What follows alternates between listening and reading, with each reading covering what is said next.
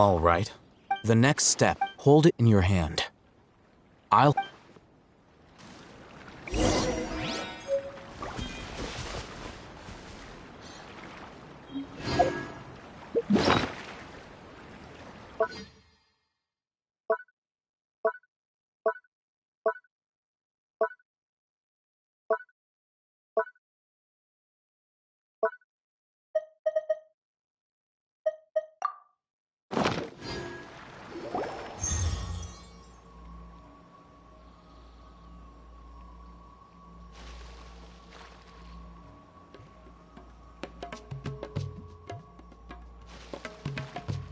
Hey, how are you feeling? You mean that it worked? All right. Time for round 2. Fight with the same composure as before.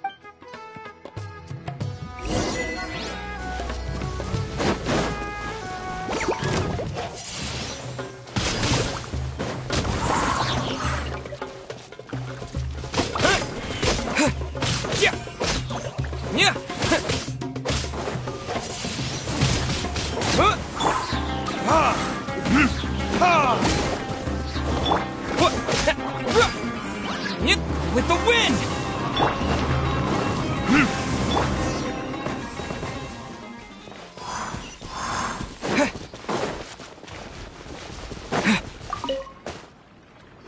Now, I'll start recording down.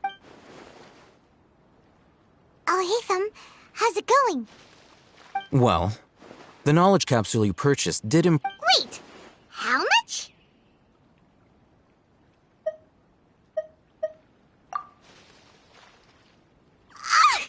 Dory's such a jerk! She totally scammed us! 1 million mora? This thing isn't worth a tenth of that amount! Of course, this could be because he is so powerful that the capsule's contents were unable to produce a substantial increase.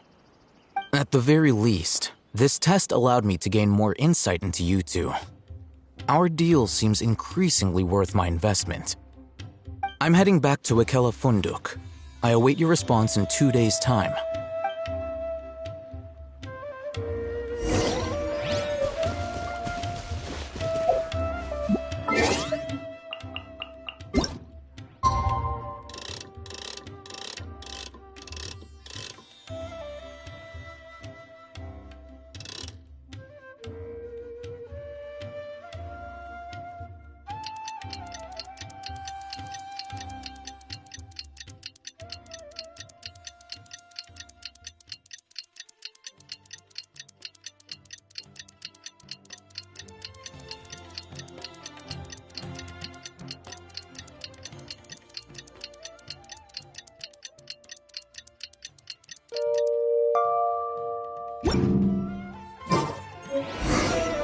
Let's see Dory today and ask her about where the Divine Knowledge Capsule is.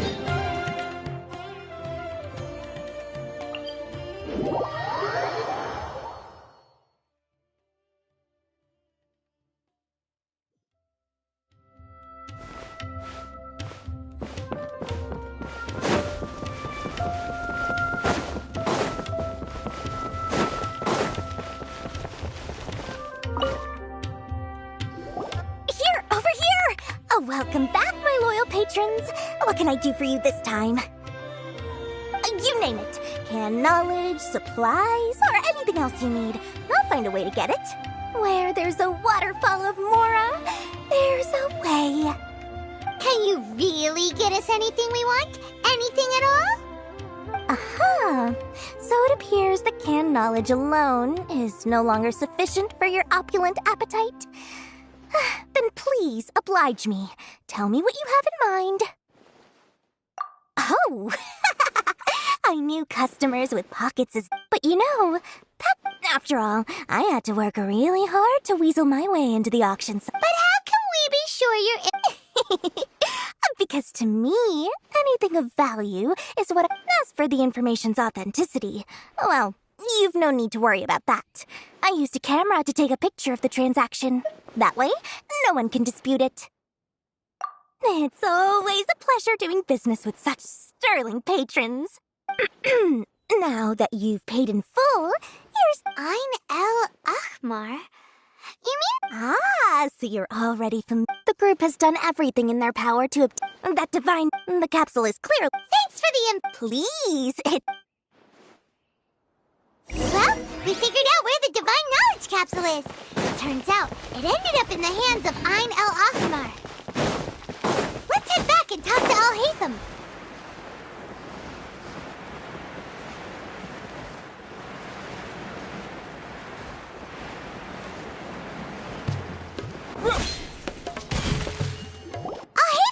We got the info you wanted! Really? All right. Let's hear it.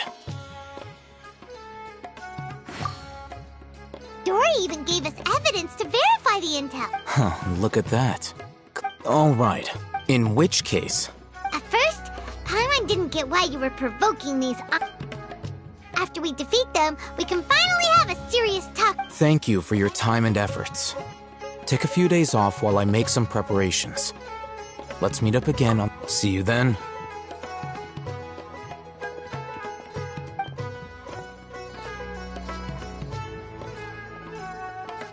Al Haytham sure is taking his time. Where could he be? Oh, there he is. Sorry to keep you waiting. Yep, let's...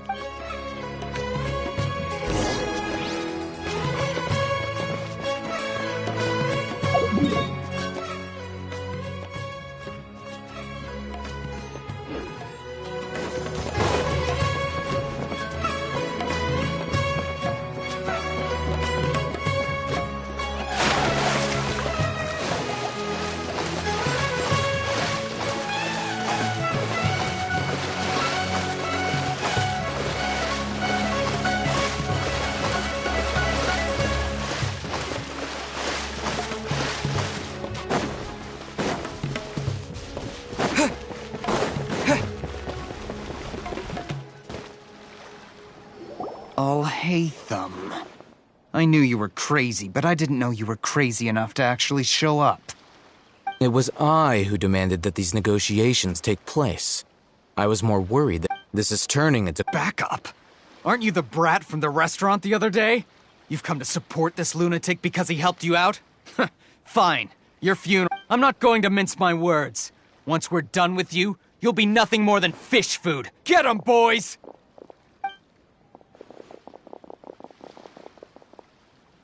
Uh-oh, here they come.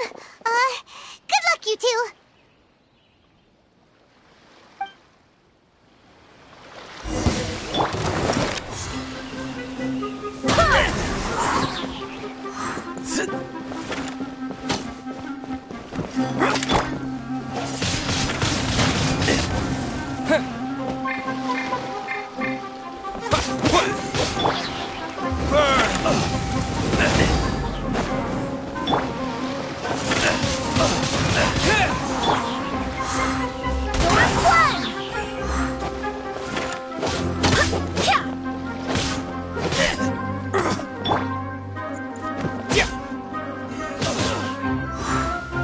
Following orders. Feeling lucky today?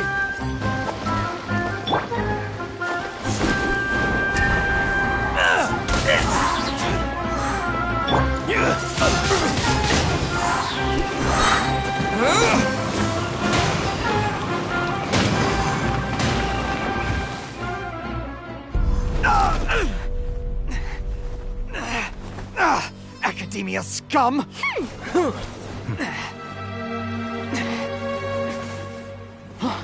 Boss! Finally!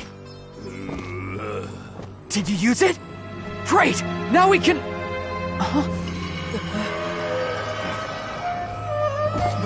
Boss? Boss!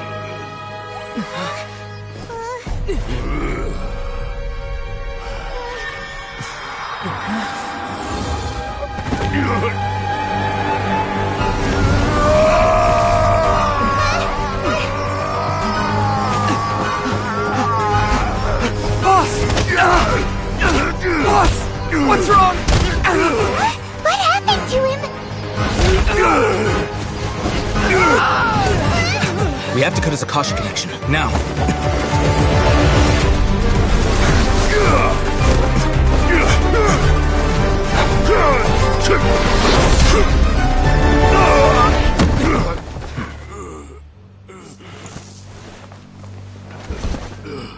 Target acquired! Arrest him!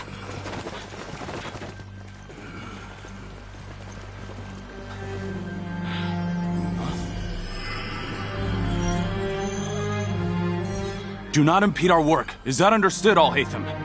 Of course. I was only trying to help. Take him away!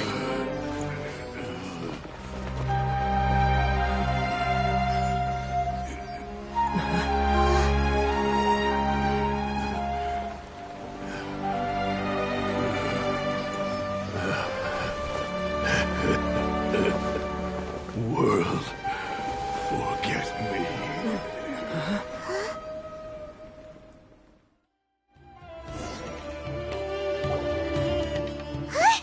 What in Tibet just happened? It's like that big guy suddenly lost his mind. It looks like he used the Divine Knowledge Capsule. You mean the Divine Knowledge Capsule did that to him? Oh, yeah. You mean how some researchers go insane after getting knowledge from Earth? I've heard of numerous incidents of researchers in Satyavada. This Divine Knowledge Capsule does appear to be... Did you hear what he said? World, forget me. What could that possibly mean?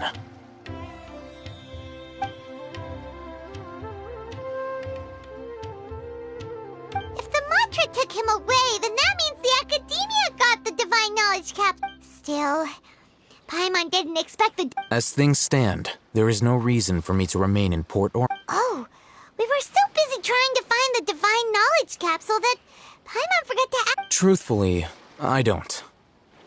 Lesser Lord could... Moreover, since... Everything about... I'm heading back to the... It's almost the day of the Sub-Zero's festival. Maybe we should head back too. We've been rushed off our feet over the past few days, so maybe a little rest and relaxation will do us good. Then we'll part ways here, Al-Haytham, until we meet again.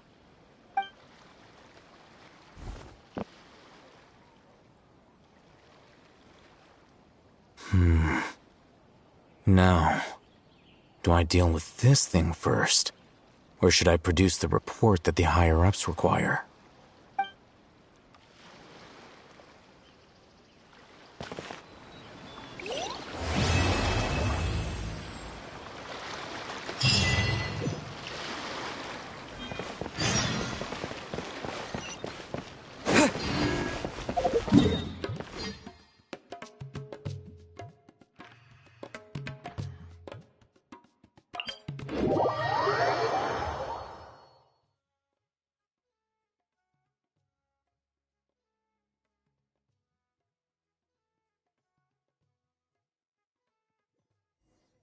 Miss the Sub-Zero's festival, right? Let's hurry and find Dunyarzad. Paimon thinks she must be around the Grand Bazaar, since she showed us around there last time.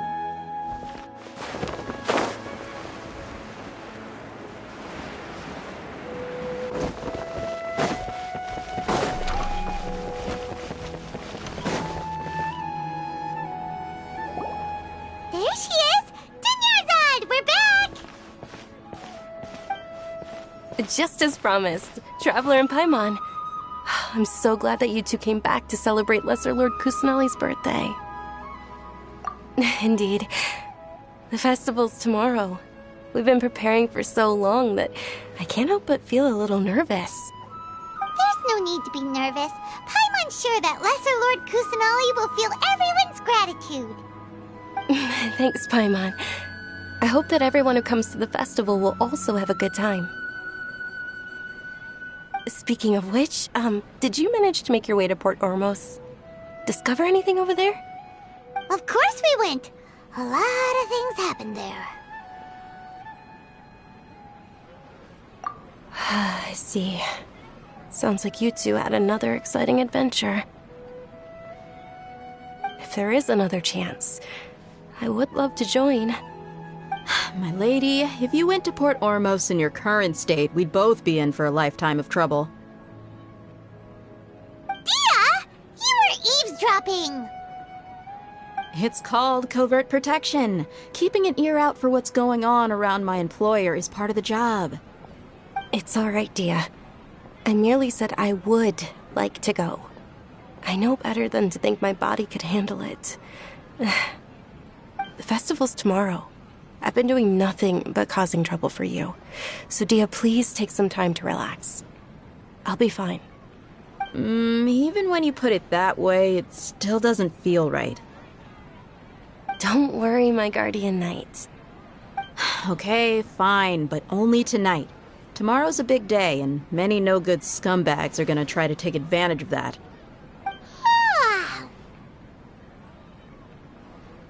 Oh, you two must be exhausted from your long journey back to the city. My apologies for not realizing this sooner. I've already prepared a room for you to rest. Please follow me. Whoa, you're so thoughtful. Paimon's so ready.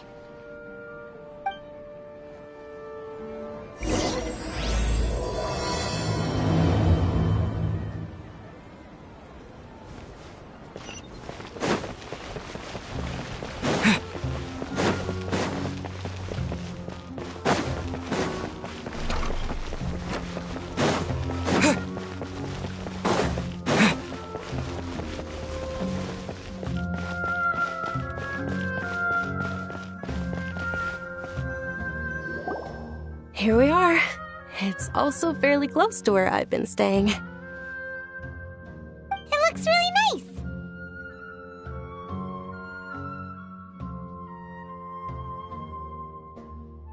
nice. Not at all. Just tell me more about your adventures when you next get the chance. That's Paimon's specialty.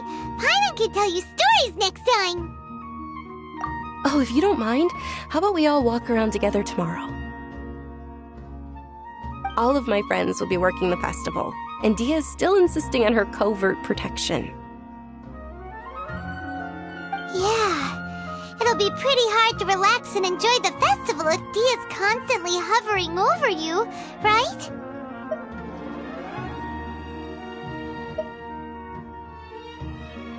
Then let's meet at the nearby bazaar first thing tomorrow morning. Have a great night. It's a deal. Good night, Dunyarzad. I may be too excited to fall asleep tonight. See you tomorrow. Paimon started to really look forward to the Sub-Zero festival too. Will there be lots of yummy food? Oh no. Thinking about food is just gonna keep Paimon up all night. The earlier we sleep, the better. Let's go inside, traveler.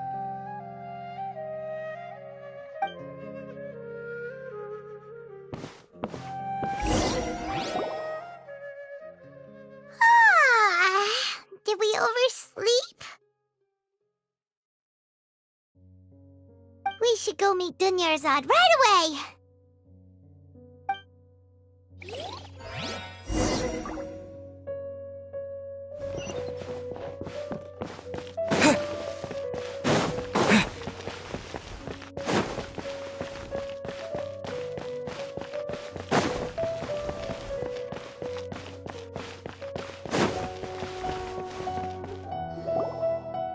Traveler, Paimon, I've been waiting for you two. Good morning, Dunyarzad.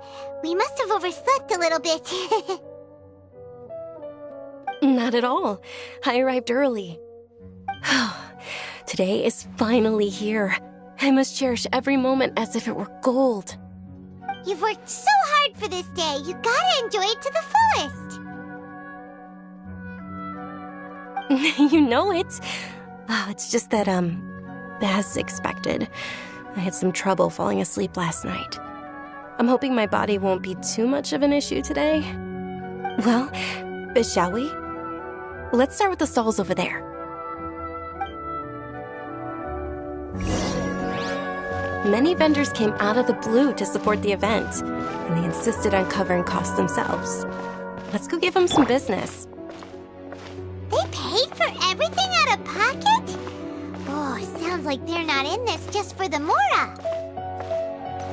They all said that contributing to a lively festival atmosphere is more important than money. Especially since we don't often get to celebrate Lesser Lord Kusanali's birthday. This is a stall offering foods from the Haftmewa feast. Oh, you could tell straight away. I thought most people nowadays wouldn't know. Mushrooms, flowers, and all kind of fruit? It's all vegetarian stuff.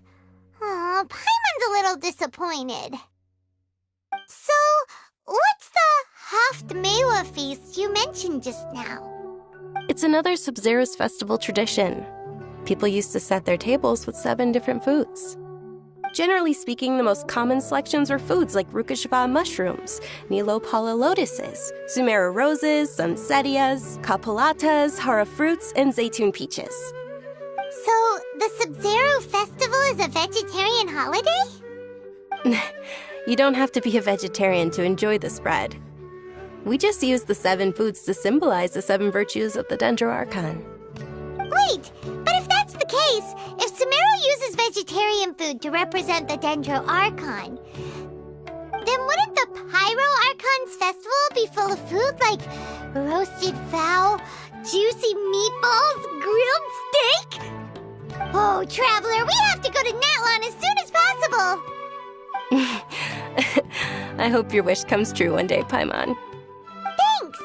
Alright, how about we also check out some of these other stalls?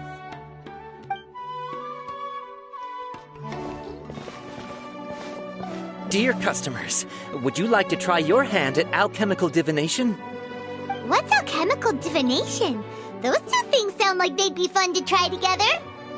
Right? I thought the same when I first heard about it. It is said to be a mysterious craft invented by none other than Lesser Lord Kusanali herself. So, how does it work? It's quite simple. After you give me any 2 alchemical reagents, I'll use them to perform a random transmutation. Sure sounds random. So random that it will probably fail. That is precisely what we need. After the transmutation fails, your one and only diviner here will interpret the remnants.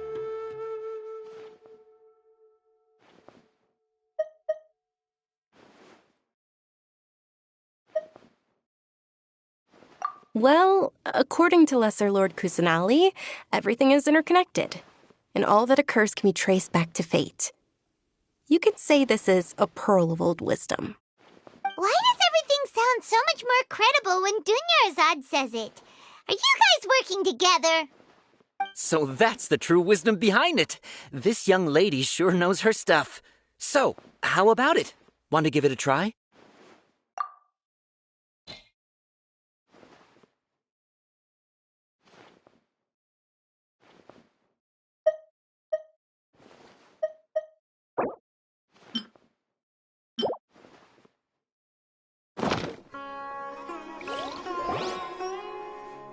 Okay, one moment. It's the moon. Paimon wants to take a look too. Is it? It looks more like a pie that Paimon bit into. Generally speaking, the moon signifies... It means... Wait a moment. Is he really looking it up in a book? Oh, I remember now. It means illusions and lies. Illusions and lies? That sounds rather ominous. Yes, but this book says that if you trust your intuition and overcome your fears, the sun will surely rise. He's not even trying to hide his book anymore. Naturally, fate will only ever show you the beginning of a journey. It is up to you to forge your own ending. Oh, thank you so much. I'll keep that in mind. Oh, it's nothing. I'm just learning as I go. Guess that was still pretty interesting. Okay, on to the next stall. They say the Sub-Zero's festival was very lively a long, long time ago. Large flower carriages used to parade through the city. As they headed towards Port Ormos, people would throw flowers, candy, and liquor all along the way. Dunyarzad's eyes are sparkling right now. I wish I could have seen that spectacle. But if you ask me, I'm sure Nilou's Dance of Sub-Zeros would be just as impressive.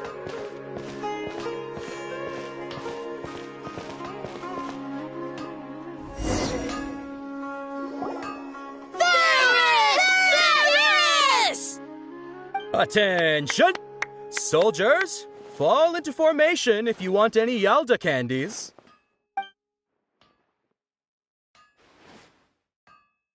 It's a weird guy with a weird hat. Hey, it's Dunyarzad! Wow! Miss Dunyarzad, the children love you even more than the Yalda candies. In the few short days it took to prepare for the Sabzeruz festival, the children have all grown very fond of you. The Hallowed Night of Flowers. It's an honor that you know my name.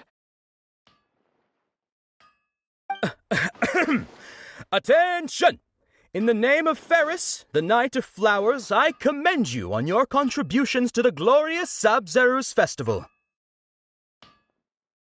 All right, little soldiers. Take your Yalda candies and don't forget your loyalty to Lesser Lord Kusanali. Dismissed! Yes, Knight Ferris! Just what is going on here? Ferris, the Night of Flowers, is another Sabzeruz festival icon, and one immensely popular with children. In the past, the actor portraying Ferris would also sit on a flower carriage. It's all thanks to Miss Dunyarzad's sponsorship that the children can make such wonderful memories today. As are we to you, Vihar. Oh, not at all. Oh, speaking of tradition, do you want some Yalda candies? They're a festival staple, and I happen to have some boxes readied here. Take a look and pick whichever one you want. Whichever one? Don't these boxes all look the same? That is the fun part. Each box contains a random flavor. It's up to the luck of the draw. Flavors include lavender melon, hara fruit, sunsetia. Ooh, those all sound pretty good. And there's also lizard tail and oni kabuto. Huh? What's up with those two flavors? Oni kabuto is a little spicier than lizard tail. Dunyarzad, you tried them before? Traveler, help Paimon pick one. Paimon wants the Sunsetia flavor. It's all right. Paimon believes in you. I also believe in your intuition. Great! These boxes of candy are numbered 1 to 5 from left to right. Which one do you want?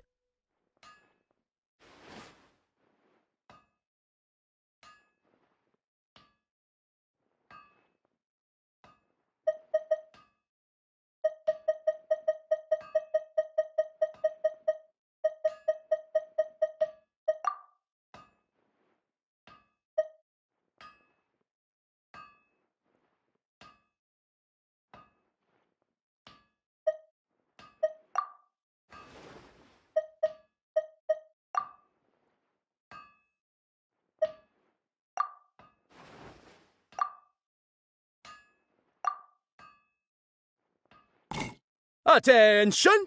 That's unfortunately lizard tail. Oh, Paimon thought you survived so many epic battles because you had incredible luck. But looks like Paimon was wrong. The Sunsetia flavored candy was in box number 4. How about this? The most important thing is that everyone has a good time at the festival. So please, take both boxes. Really? Thanks a lot, Knight of Candies. It's Night of Flowers, not Night of Candies. Paimon really wilted the carriageless Night of Flowers. They all basically sound the same. We got our candy, so let's keep going. Oh, actually, I just remembered that I left something behind. Since you're here, can you come with me to get it? Dunyarzad, you probably forgot because you're so excited about the Sabzeruz festival. How embarrassing.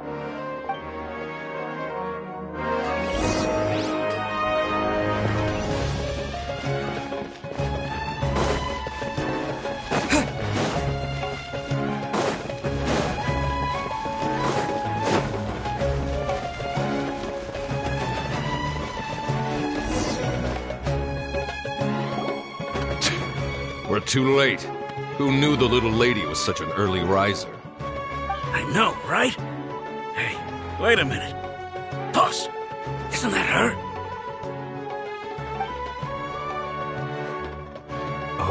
That most certainly is. We're in luck.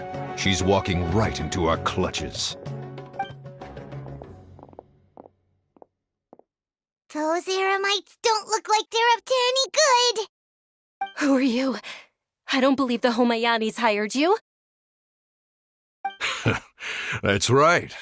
We haven't received any of their mora, but I wonder how much the Homayanis would shell out to get you back. They're a gang of kidnappers! Traveler, hurry and protect Dunyarzad!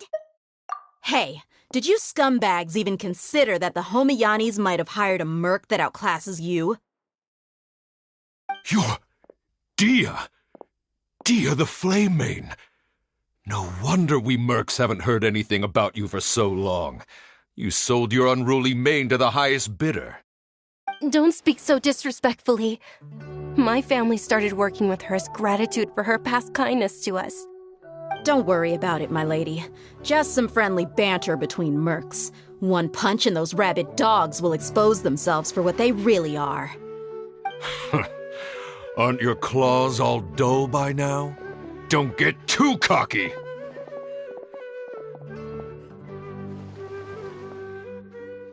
Traveler, take Miss Dunyarzad to a safe location. No, we're gonna stay and help. There's too many of them.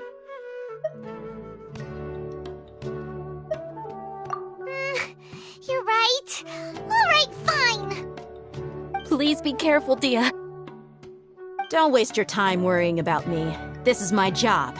Look out for yourself. After I've wiped the floor with them, I'll go find you all.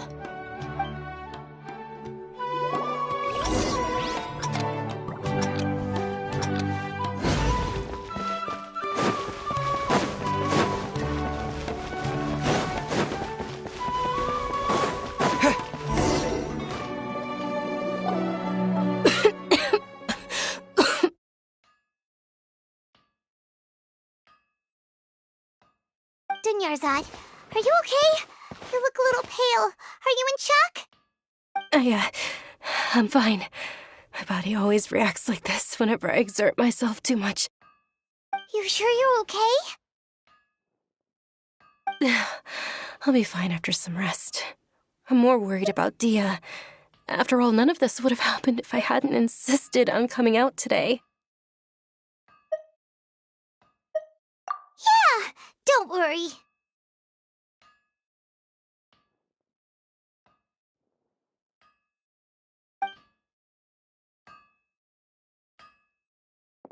My lady, Traveler, found ya. Dia! You took care of them so fast! Any more of them?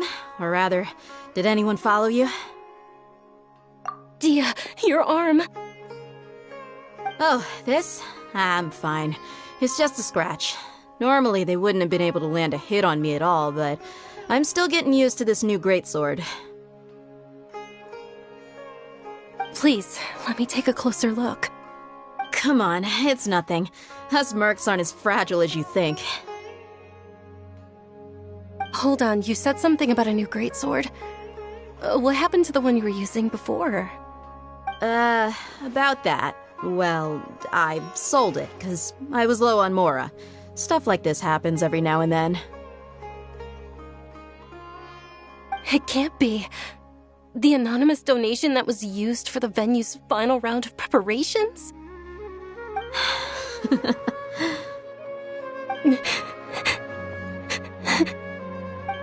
Hey, Miss Dunyarzad, I wasn't trying to make you cry. I'm not gonna lose my commission because I made my employer cry, am I? Okay, making your employer cry won't affect your commission, but selling your weapon without permission and getting hurt? I'll have to reevaluate your performance. You're so unreasonable, my lady. Thank you very much, Dia. Don't be like that. I get embarrassed really easily.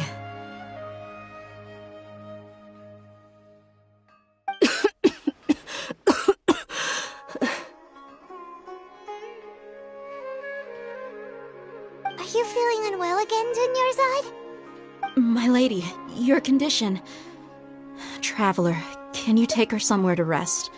I'll look around the area to make sure we're safe from an ambush. Truly, I'm sorry for the trouble, everyone.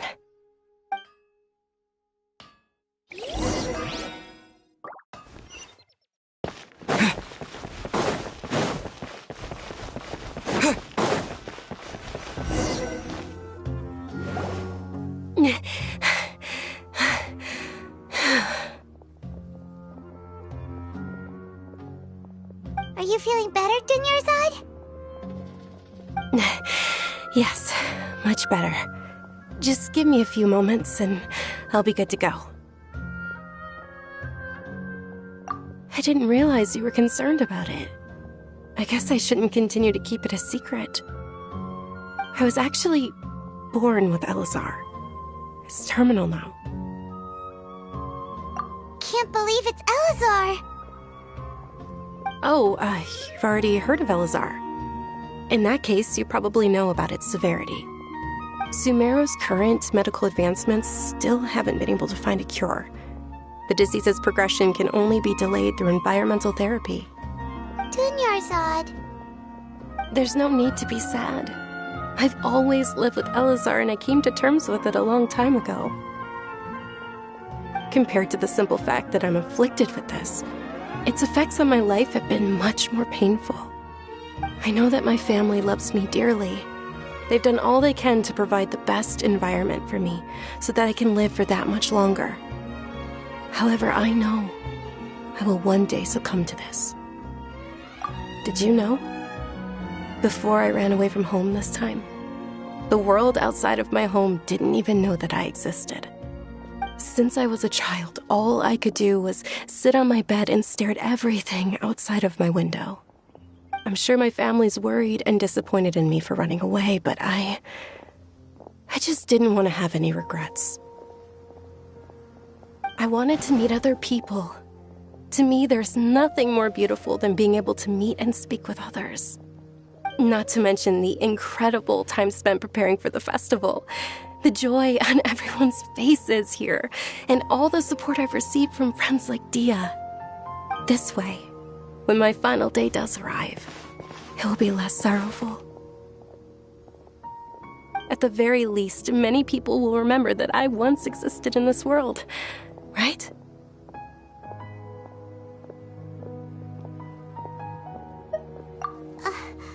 As long as you don't forget Paimon. Paimon also won't forget about you. No, even if you forget Paimon, Paimon will still remember you. Thank you two so much. I apologize for the depressing conversation. This is out of character for me.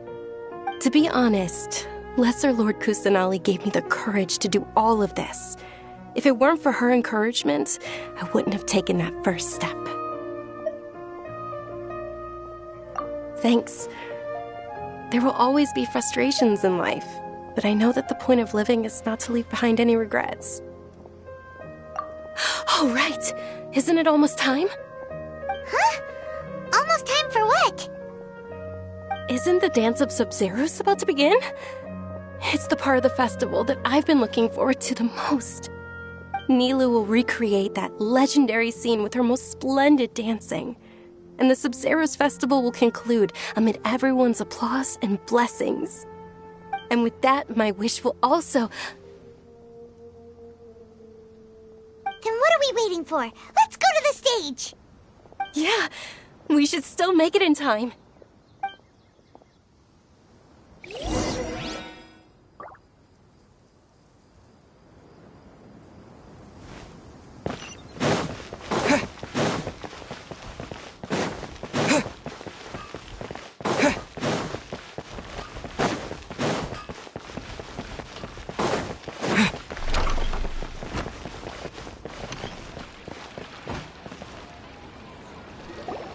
Were you not aware that the law prohibits this type of performance from taking place without prior permission? Over there! Someone's yelling at Nilu! I think I just saw the Academia's Grand Sage. Why is he here in person? But the Dance of Sub-Zeros is one of the key parts of the Sub-Zeros festival. if we can't perform it... The Sub-Zero's festival. The law also prohibits the private hosting of large-scale religious festivals. Only the Academia can host such an event.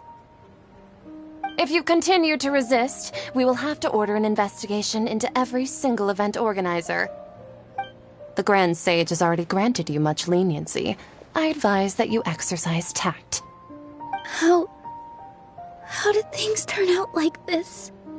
The Academia was originally responsible for the Sub-Zero's festival, but they failed this responsibility for many years. I need to speak with them.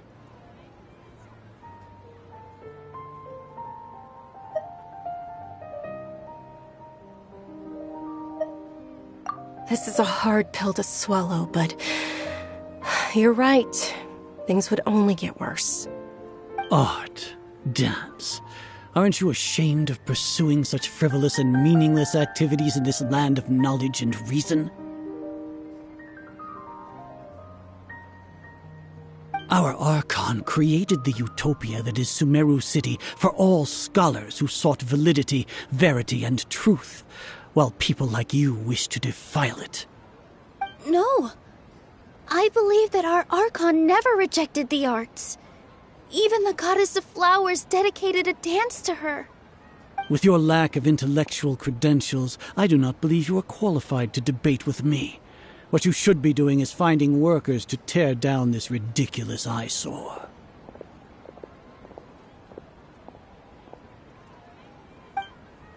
When we return, have the scribe draft an ordinance before the next Nyargarbaha Day that prohibits public art performances. We will announce it to the public later via the Akasha. Understood. I will inform him when I return.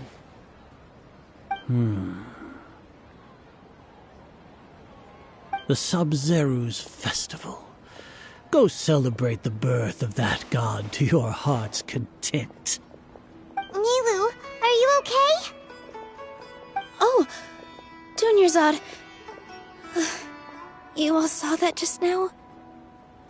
The Grand Sage ordered us to stop the performance. Yeah. Let's go somewhere the Academia can't find us and perform there. But how do we let everyone know? And what about the atmosphere on the stage?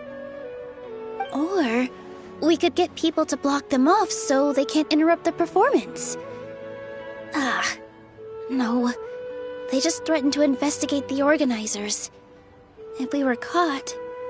Nilou, it's all right. Don't worry about it. But you've been looking forward to the Dance of Sub-Zero so much. And I know how important this festival is to you.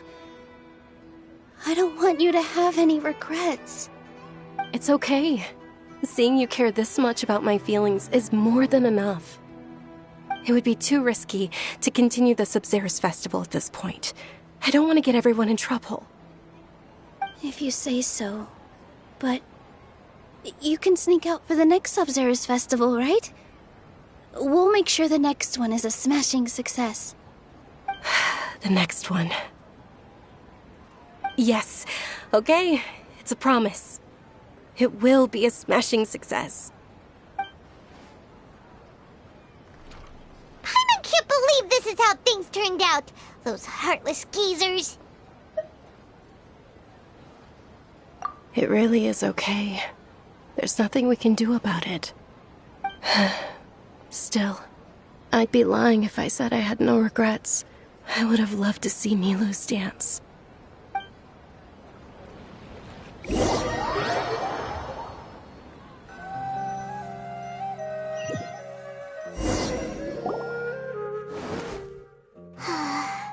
A lot happened today.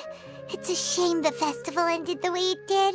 Nilou and Dunyarzad promised to make the next Sub-Zero's festival a success, but Dunyarzad is running out of time.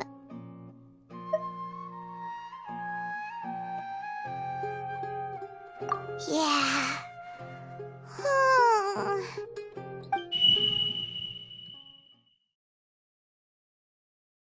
All connections have been secured to construct the most stable framework possible.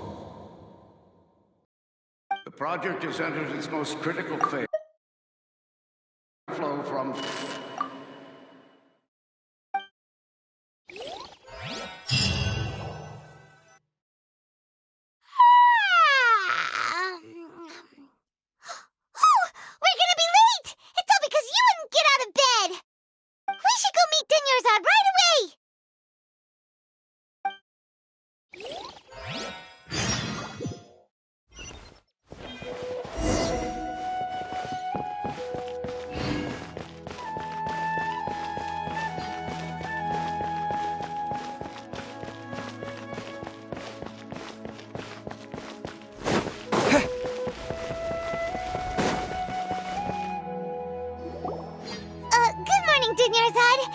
sorry we're late. Not at all. I arrived early. You seem kinda tired. Did you not get enough sleep? I'm doing well. There's no need to worry. Shall we go? Let's start with the stalls over there. Sure! Traveler? Why are you just standing there? Let's get going!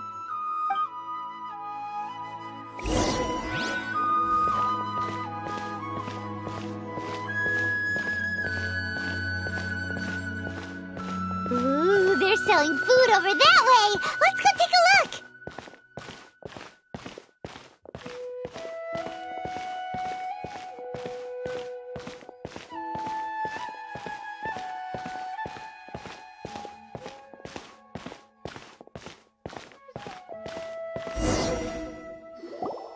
This is a stall offering foods from the Haftmewa feast. You are quite well informed, miss. I thought most people nowadays wouldn't know. They're all plants! Oh, Paimon's a little disappointed. Actually, what is the Haftmewa feast you mentioned just now? It's one of the Sub-Zerus Festival's traditions. People used to set their tables with 7 different foods to symbolize the 7 virtues of the Dendro Archon. The remnants appear to be in the form of the moon. Really? Paimon thought it looked like some kind of food. The moon signifies... It's escaping me for now. Wait a moment. Is he really looking it up in a book? Oh, right. It means illusions and lies. But if you trust your intuition and overcome your fears, the sun will surely rise.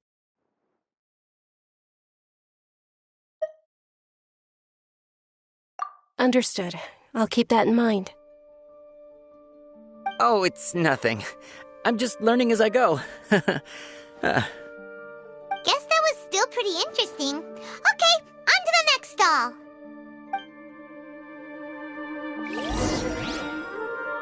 So, where to next?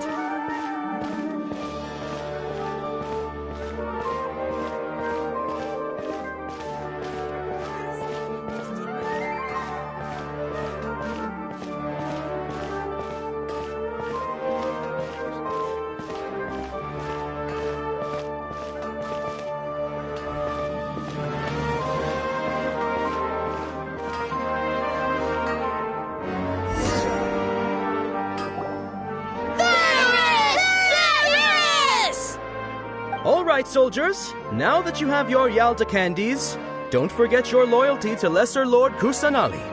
Dismissed. Yes, Knight Varus! What's going on? Is this a play? Ferris, the Knight of Flowers, is another Sub-Zerus festival icon and one immensely popular with children. It's all thanks to Miss Dunyarzad's sponsorship that the children can meet the Knight of Flowers. Oh, do you want some Yalta candies? I happen to have some boxes ready here. Take a look and pick whichever one you want. What's to pick? Don't these boxes all look the same? It's not that simple. Each box contains a random flavor. It's up to the luck of the draw. Flavors include lavender melon, hara fruit, sunsetia. Ooh, how interesting! And there's also lizard tail and oni kabuto. Ugh, why do those flavors even exist? Traveler, help Paimon pick one. Paimon wants to eat the Sunsetia flavor. Great! These boxes of candy are numbered 1 to 5.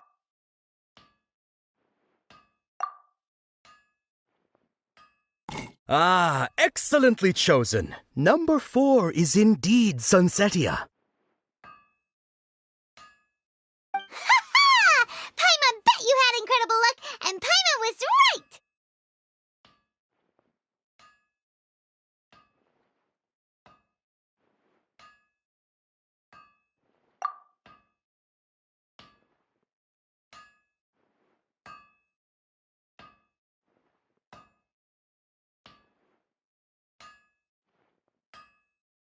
Huh? festival. It's obviously random. Maybe we didn't sleep very well last night. Or maybe we slept too much.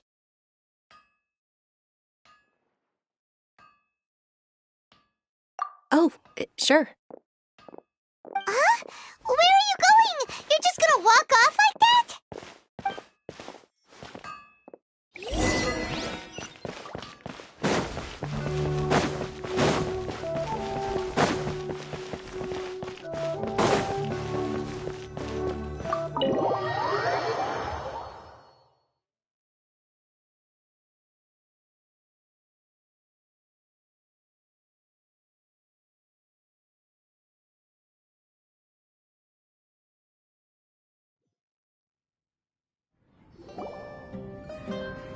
A feeling of deja vu? Oh, Paimon knows what that is. It's when you feel like you've already experienced whatever is going on. In that case, Paimon also felt something like that today. But that's just our brains playing tricks on us, isn't it? So why'd you run here in such a hurry?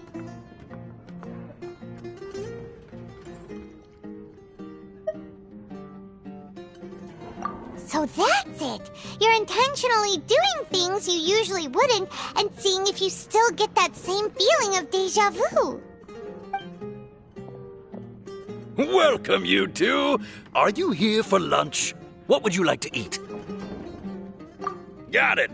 You don't look like you're from these parts, but I gotta say, you've got good taste. I'll give this order to the kitchen. Charcoal-baked Angelina cake? Isn't it that burned thing that didn't look tasty at all? Oh, Paimon understands what you're trying to do now. You'd never normally order something like this.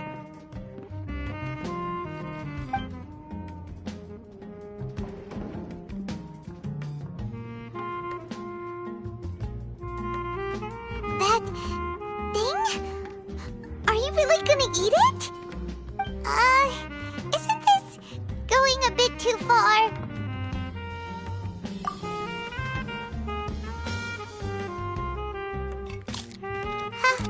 How was it? The look on your face is telling Paimon that it tasted awful. Then, you mean...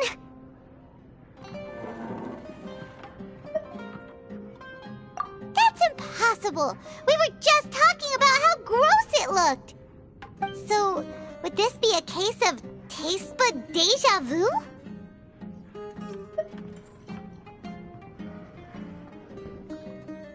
Paimon also gets the impression that we've been here many times, even though we aren't regulars. How about we go out again and try something else?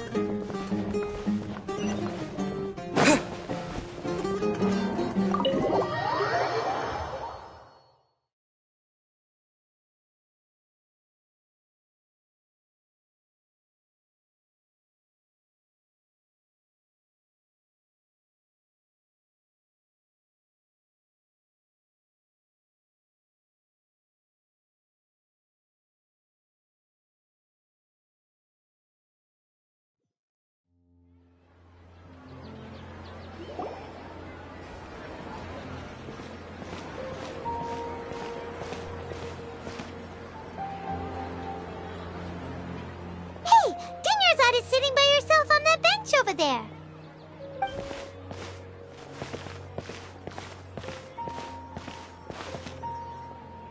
What a coincidence, Dunyarzad. We meet again. Why are you sitting here all by yourself? Oh, I ran into some kidnappers just now, but thankfully Dia came to my rescue. I started to feel unwell after that, so I sat down here. Kidnappers? Oh my goodness, are you hurt? I'm okay. Dia's arm got scratched, but it isn't serious. Whew. That's a big relief. But, Dunyarzad, you seem a little down today. It's the Sub-Zero's festival, and you've been looking forward to it so much! Not at all. I've always been like this. Excessive physical exertion or strong emotions tend to aggravate my illness. Besides, no matter how amazing today may be, it is but a single day. After however many more days, my time will come to an end. Paimon doesn't quite follow you, and Paimon feels like something's really got you down right now.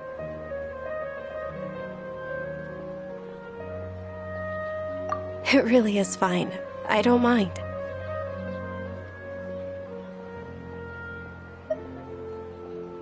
Huh? Did something happen?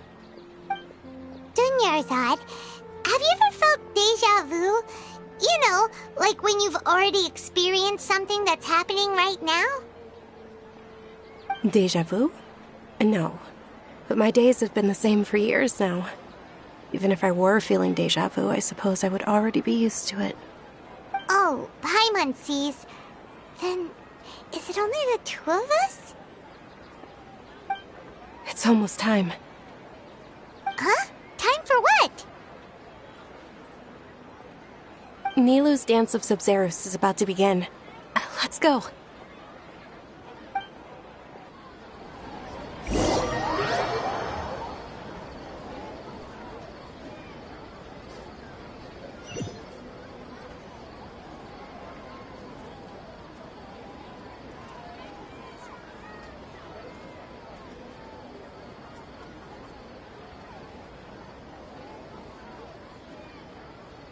With your lack of intellectual credentials, I do not believe you are qualified to debate with me.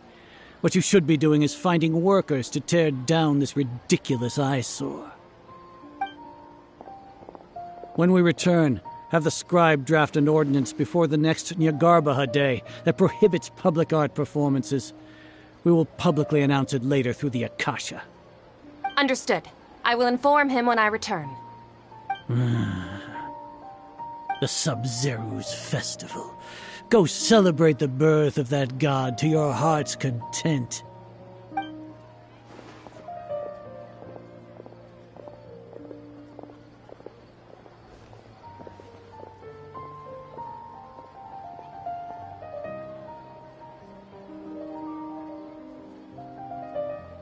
Nilou, are you okay? Oh, Dunyarzad. The Grand Sage ordered us to stop the performance. It's okay. There's nothing we can do about it. But you've been really looking forward to this. I don't want you to have any regrets. It truly is unfortunate, but I don't want to cause trouble for anyone. Didn't the Grand Sage say that he might investigate the organizers? True, but... Well, okay. I'll just have to try again next year. The next festival. I probably won't be around by then. Wait, what did you just say? No, nothing. I'll be heading back to rest. Thank you for your help, everyone. Paimon can't believe what those heartless geezers did!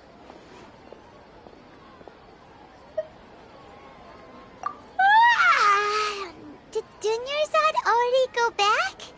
We should also return and get some sleep.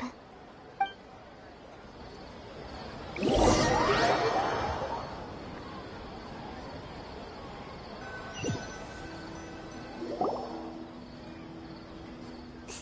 in the end, you still couldn't figure out what that deja vu feeling was all about?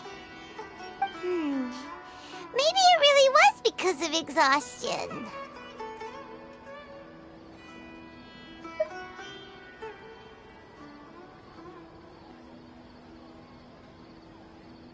Same here. That's why Paimon stopped thinking about it halfway through the day. Then, how about we settle in and get a good night's sleep? For now, we can chalk things up to exhaustion. We can do more thinking tomorrow.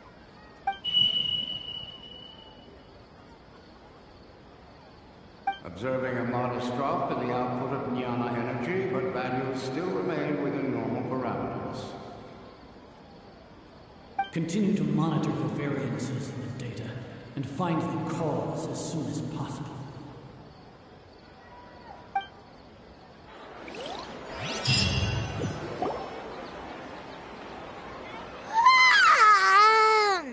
Why does Paimon feel so tired after so much sleep?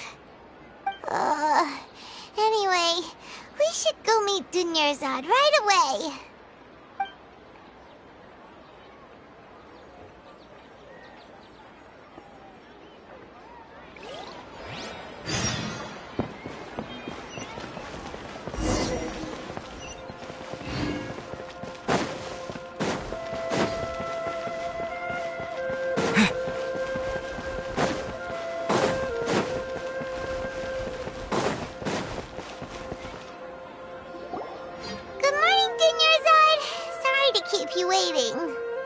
Not at all. I arrived early. Huh? Paimon thinks you sound kinda tired. Did you not get enough sleep? I'm doing well. There's no need to worry. Shall we go? Let's start with the stalls over there. Great idea! Let's get going! Traveler?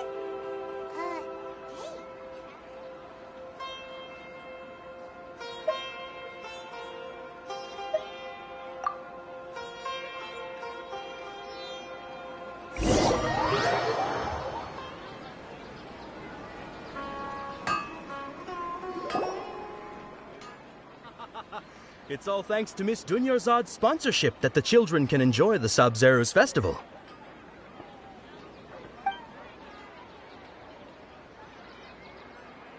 Oh, are you interested in Yalda candies? I have some boxes of candy here. Pick whichever one you want. Not much of a choice. All these boxes look the same. It's not that simple. Each box contains a random flavor. It's up to the luck of the draw. Flavors include lavender melon, hara fruit, sunsetia. They all sound pretty tasty. And there's also lizard tail and oni kabuto. Huh? What were those last two? He'll help me choose. Paimon wants to eat the sunsetia flavor. No problem. These boxes of candy are numbered 1 to 5 from left to right. Which one do you want?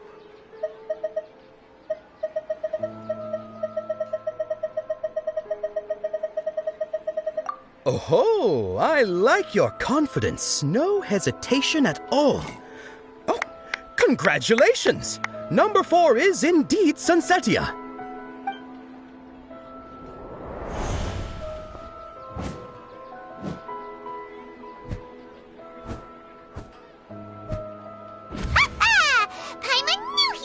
Incredible luck.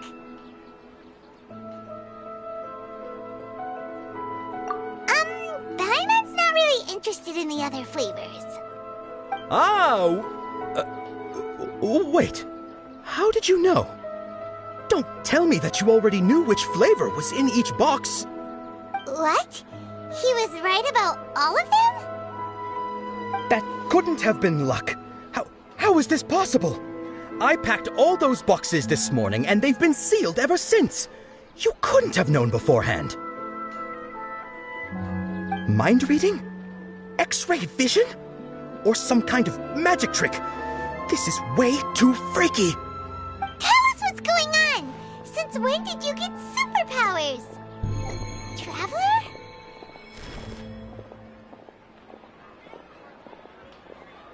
Hey, where are you going?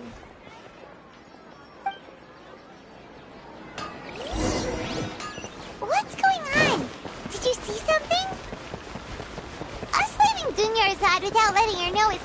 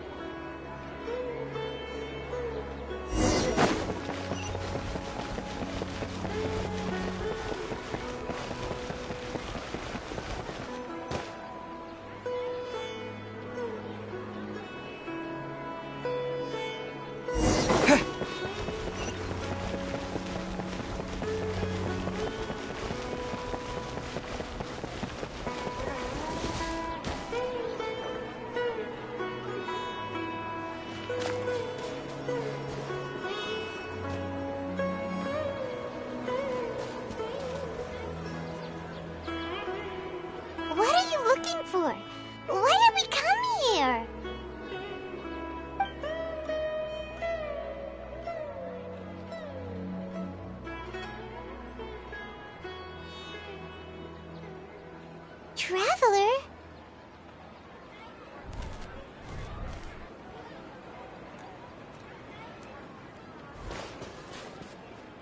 That's...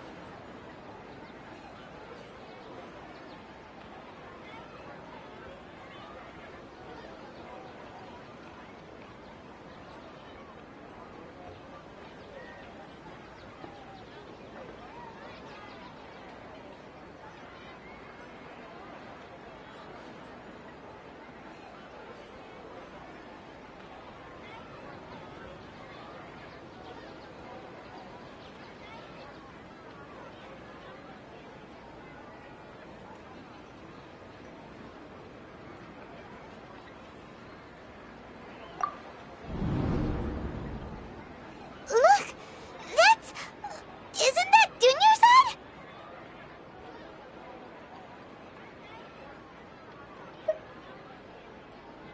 What's happening here? Why are there 2 Dunyarzads? You already know that this isn't your first Sub-Zero's festival, don't you? I'm sure you already know how to use this. A knowledge capsule? Where did you get it? What's inside? You should use it too, Paimon. You know Paimon?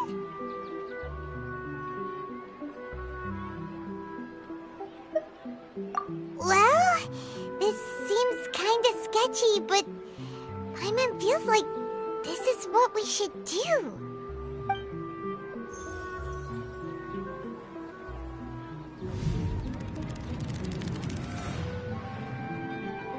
What the?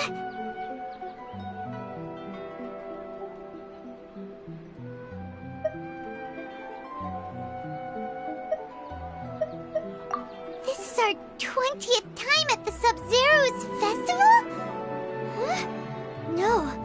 The 30th? 40th? Just how many times have we been to the Sub-Zero's festival? Have we been trapped in a single day?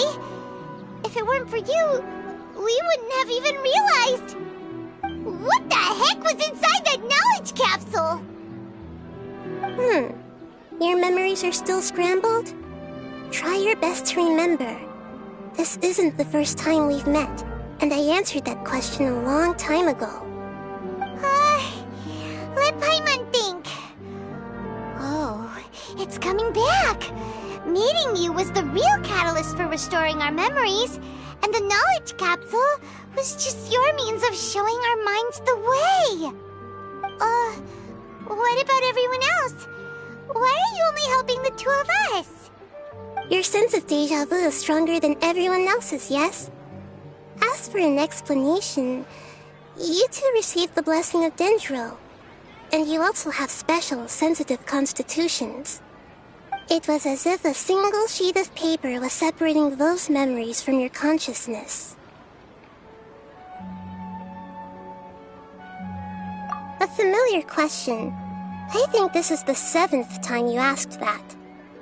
As you can see, she isn't doing well. You probably sensed it too. The Dunyarzad you were just with is different from the first Dunyarzad you met. That first Dunyarzad is in front of you right now, and she doesn't have a lot of time left.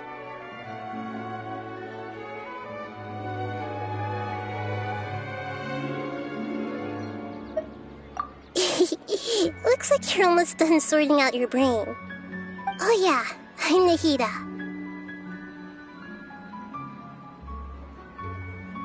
Good, you passed the test. What's happening? You can awaken our memories, and you seem like you know what's going on. Oh, wait, please don't tell Paimon even you don't know. Everything in this world runs in a loop. This cycle is called a samsara. You, me, and everyone else are all stuck inside a one-day samsara. As for the truth, that's on you to find out. If you were told the truth instead of discovering it yourselves, it would literally blow your minds. I don't know how you'd be after that. I can only give you surface-level help, like bits of information and subtle hints. For the rest of the time, I'll be doing all I can to slow down Dunyarzad's illness. She looks like she isn't doing well at all. Her illness gets worse after each Sub-Zero's festival. If we can break out of the samsara, I might be able to save her. But as things are right now, she's just a small bird in the sky that's about to lose its last feathers. All I can do is raise a gale to delay her fall. You sure love to use weird analogies. Analogies are wonderful tools. They let you use existing knowledge to understand unfamiliar things. Okay, so, with what you know so far, what do you think the truth is?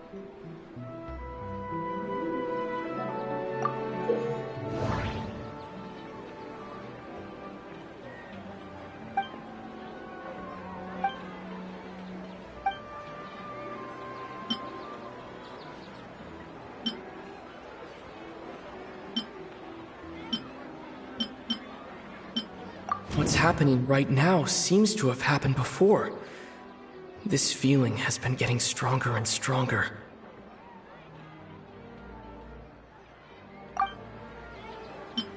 My mind feels exhausted, even though I haven't done too much thinking. What is going on?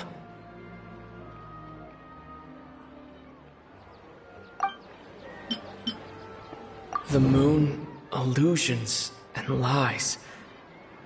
What do they all mean?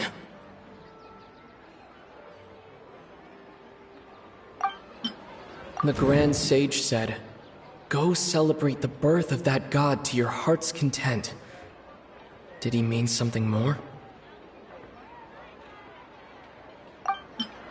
We've already experienced the Sub-Zero's festival many times, and the day of the festival seems to be in a perpetual samsara.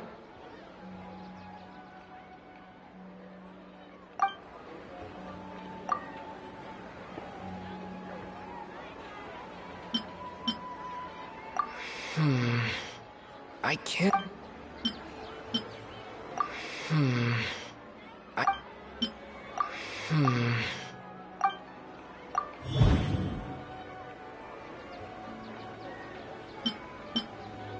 That should be it.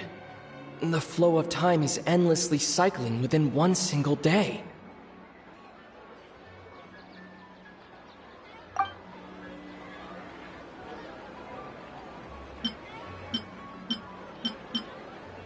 My mind feels exhausted, even though I haven't done too much thinking. The moon, illusions. The Grand Sage said, "Go celebrate the birth of that god."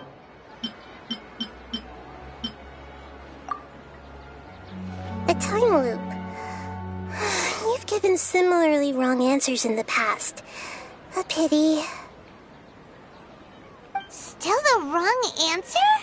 Paimon thought that made a lot of sense. It feels like time's just repeating itself. A simple time loop can't explain some of the phenomena. You two are still missing a lot of information. Unfortunately, I can't give you any more hints.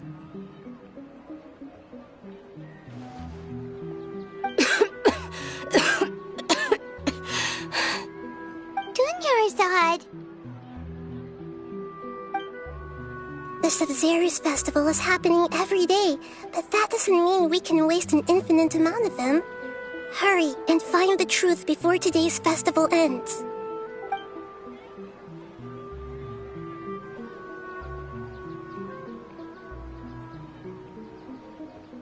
Let's think about our current situation.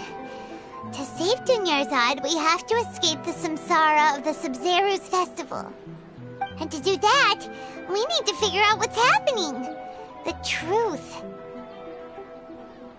Nahida rejected the idea of a time loop, so we must have missed something, right? Paimon's memories say that we've already done this many times, but let's go talk to people again. It's more productive than sitting here and scratching our heads. What?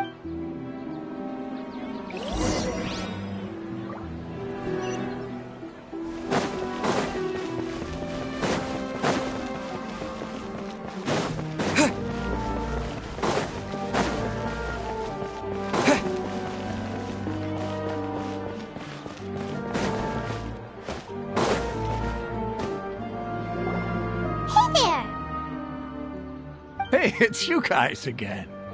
Where's your cultured friend? She's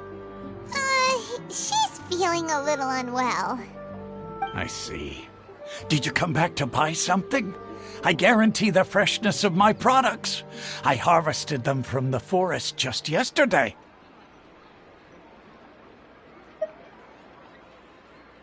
Huh? What brought this about? I hurried back from the forest yesterday, and I'm selling produce here today. I haven't felt anything strange. To put it another way, if you really think about it, was yesterday truly yesterday? Did you actually come back from the forest yesterday? What kind of philosophical nonsense is this? Are you two daydreaming? Didn't you know that no one dreams in Sumeru? Go somewhere else if you want to find someone to daydream with.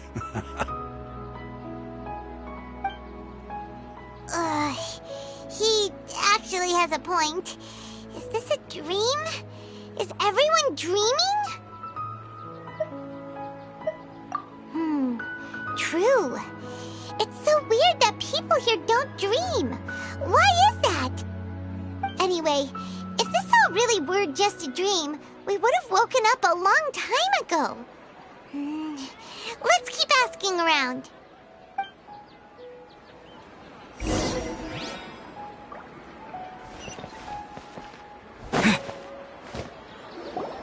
Oh, it's you two. Was my divination so accurate that you felt compelled to compliment me in person?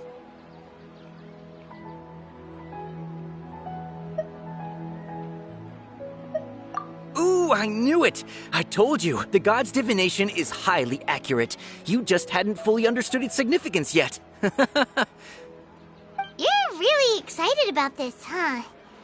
That's exactly why we came back. Help us better understand it. Help you better understand it? Well, that isn't exactly what I excel at. So, you're admitting that you don't have a clue? Anyway, what kind of situation did you get into?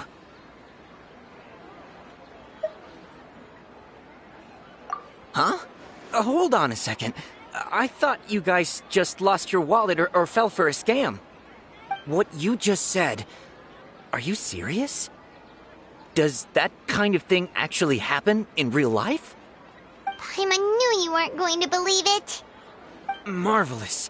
Truly marvelous. I believe you. Recall the interpretation of your divination.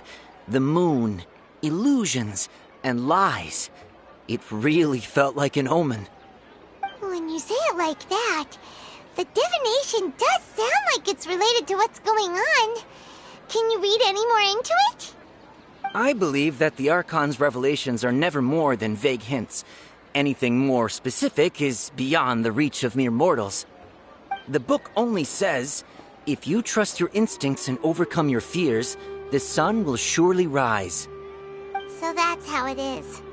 Looks like fortune-telling is just fortune-telling. It's no good for practical problems. We haven't made any progress. Who else can we talk to? Paimon remembers that we tried talking to her a couple of times, but she always thinks we're playing pranks on her. You think she'll brush us off again? Yeah, if we tap into Dia's strong sense of responsibility as a mercenary, then she'll definitely take us seriously.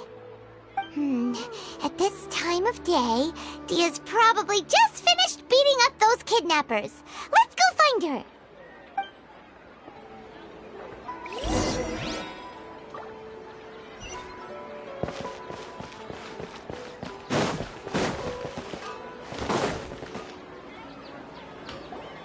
I'm fine, my lady. It's just a scratch. Perfect timing. Both of you are here. Paimon, Traveler, you came at just the right time. Listen, there was a dangerous Huh? You saw? Then why didn't you jump in earlier? If someone was protecting Miss Dunyarzad, I could've went all out. Anyway, can you do something for me? You want the Traveler to take Dunyarzad somewhere to rest up while you check to see if there's still any kidnappers around. Did Paimon get that right? How did you know what I was going to say? We need to say something convincing. People in Sumeru don't dream. What a strange phenomenon. Dia sold her greatsword to raise additional funds, and then she was injured because she wasn't used to her new weapon. The moon, illusions, and lies. What do they all mean? My mind feels exhausted, even though I haven't done too much thinking. Tell her, Traveler!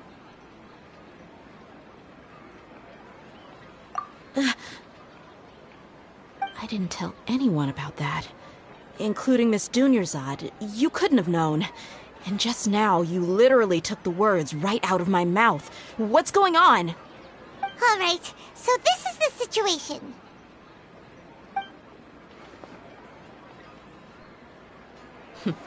It's kinda hard to believe what you just told me. First, let me make something clear.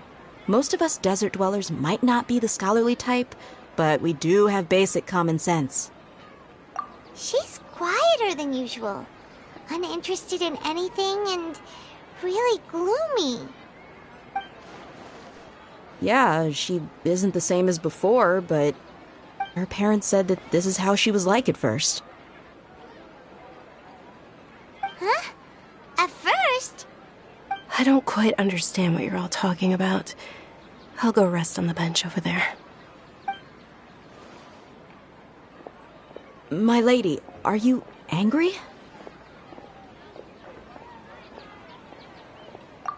All right, I'll give you the benefit of the doubt since you knew about my greatsword.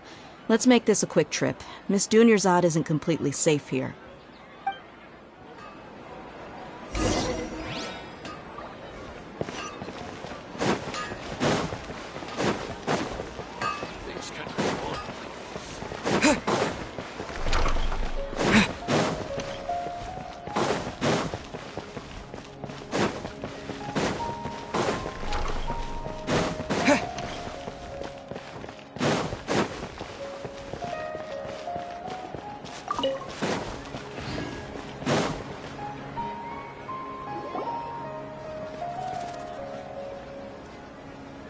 Nahida! We brought a friend! Are you busy? I thought I told you that it won't help to bring anyone here. We just wanted her to see the real Dunyarzad's condition. The real Dunyarzad? Where and who are you talking to? Huh? I told you that you two are special. Other people can't see me or Miss Dunyarzad here.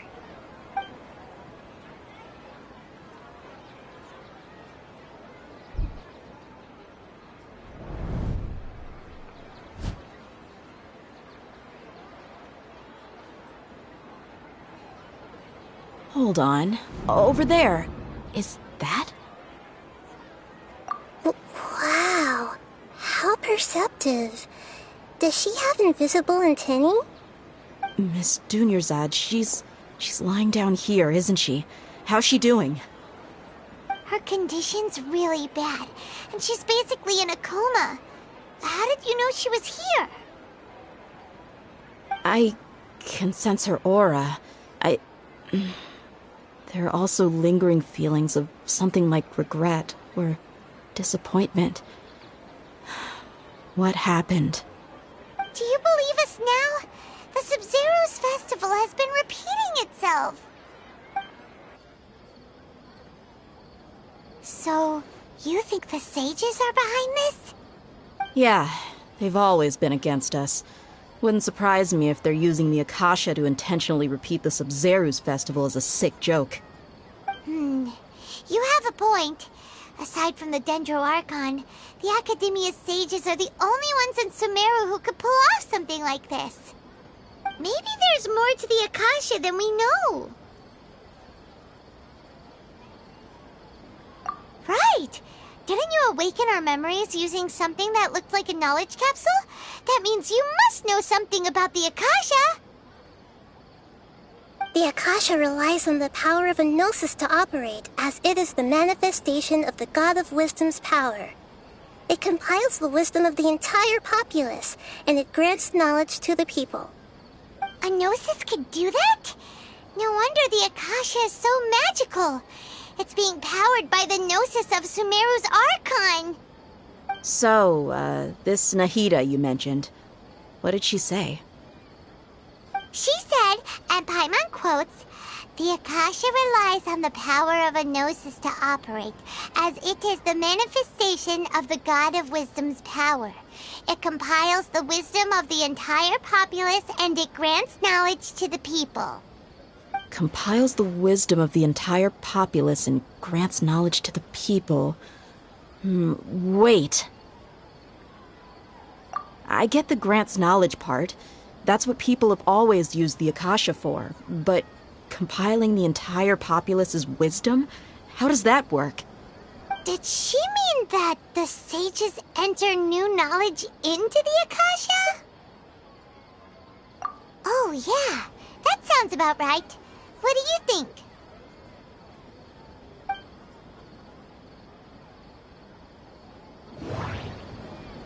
People in Sumeru don't dream.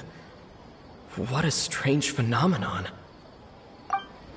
Okay, Nahida said the Akasha relies on the power of a gnosis to operate, as it is the manifestation of the God of Wisdom's power.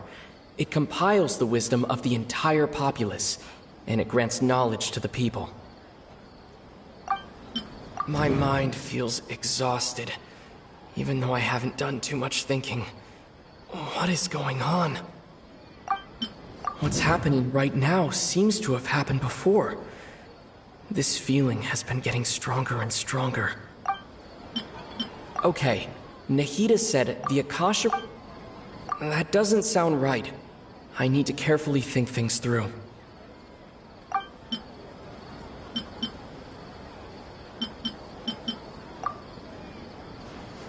You mean the Akasha is causing our mental fatigue? Huh. Now that I think about it, my head's been feeling unusually heavy. When the desert dwellers set off on their quest for knowledge, a sage once said, knowledge always comes at a price. Compiling the entire country's knowledge. You think the Akasha pulled a 180 and is extracting information from us? Who knows? The Akasha can put knowledge into our heads, so who's to say that it can't also poke around in there? We don't know any specifics. What's the point of doing something like that? Just think about it. If you could combine the knowledge of every single person in Sumeru, then you can basically turn Sumeru City into a single massive brain. This hive mind could make breakthroughs in problems that even the smartest geniuses can't crack. An excellent deduction. And the analogy comparing Sumeru City to a massive brain? I love it. In that case, we should take off our Akasha terminals right away. Maybe that'll solve this problem. Yeah, I was only wearing this for show in the first place. Didn't expect the sages to cook up such a conspiracy. Mark my words, when this is over, I'm getting evidence and exposing this whole thing to the public. How does everyone feel? Huh? What is it?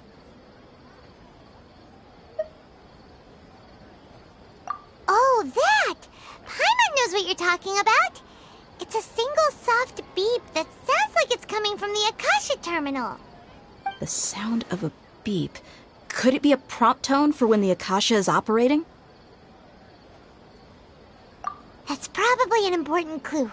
We weren't using our terminals, but we heard a beep anyway.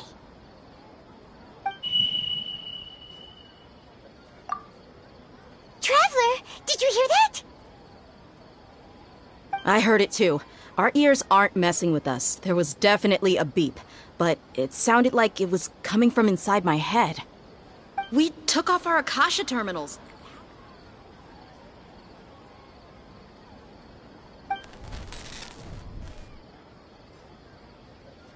Phase runtime has exceeded its expected length. At this rate, there may be casualties. But we cannot lose all of our progress.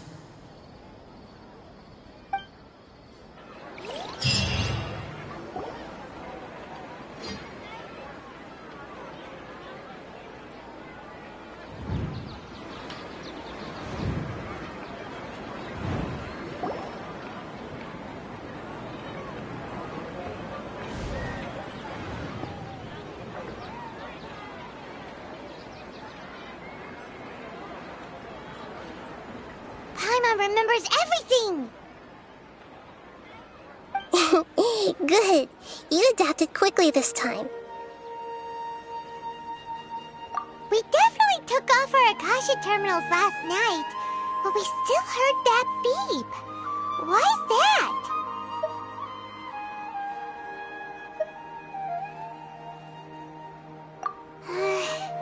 But now we can at least confirm one thing. The Akasha definitely has something to do with whatever's trapping us in this cycle. Oh, Paimon doesn't get it. Why would the Akasha go this far if all it wants is everybody's wisdom? It's extremely difficult for lab rats in an experiment to understand why they're being treated the way they are. If we're lab rats, then what are you? Mihira, you've never told us anything about yourself. I guess I'm the moon. The moon? Wasn't that the result of our divination? Anyway, knowing who I am won't help you get closer to the truth, so you should focus on other things. Don't get distracted and miss any clues. Okay then. Dia helped us a lot yesterday, so let's go find her. If Paimon's reading the time correctly, those kidnappers should be showing up soon.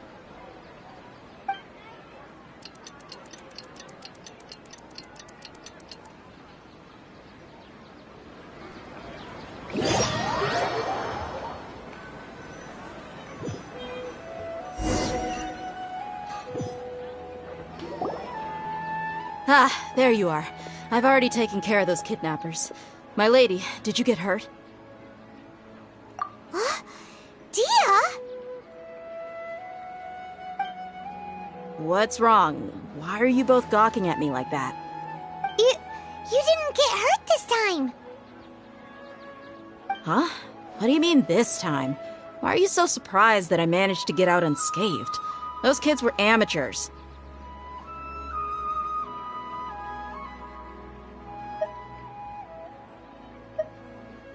Shh!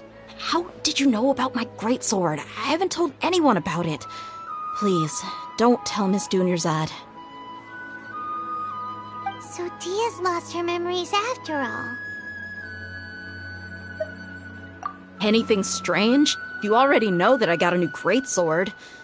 If I had to say something, it's weird how such a new weapon could feel so familiar. It's as if I've already used it to fight a countless number of battles. You're saying that although you don't remember using it, your body feels like it does? That's right. Both mercenaries and warriors heavily rely on muscle memory. Only knowing the theory of battle won't get you anywhere. Traveler, what do you think?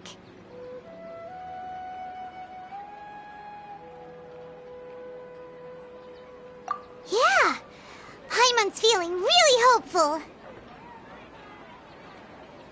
Oh, you're right! Earlier in the Samsara, something like this would have never happened. I have no clue what you two are talking about, but it's still dangerous here, so... So you want us to take Dunyarzad somewhere else to rest while you check if there are still more kidnappers around, right? How did you know what I was gonna say? Can you read minds? Forget it. Go and do your thing.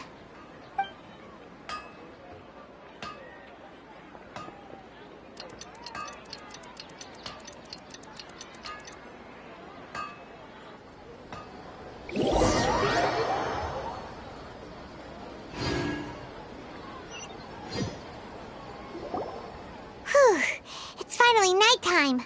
Aside from Dia not getting injured, everything seems to have stayed the same. Listen, Nahida, we found out that Dia got out just fine today, even though she got injured every other time she fought the kidnappers. Do you think the Samsara has been broken? Have we saved Dunyarzad? Really? Good job on all that progress. Get some good sleep tonight. Hey, what kind of an answer is that? Tomorrow will come. Everyone assumes this is common knowledge, but the only way you can know that for sure is if you experience tomorrow. How many todays has it been? Is it possible that today will be followed by yesterday? Does tomorrow truly exist as anything beyond a made-up concept? It's even possible that this entire world is a lie, and the history of the whole world has just been one endless Sub-Zero's festival. Okay, no more. Paimon's brain is already shut down. That's why it makes no sense to waste your energy thinking about things you will learn tomorrow. Get some good rest. You know, use the bathroom and flush your anxiety dookie away. Huh? Hold on, what did you just say? Did Paimon hear you correctly? Huh? People always say they feel a sense of relief after they take a duk-duk. That's why I suggested you could try that. Is that so strange?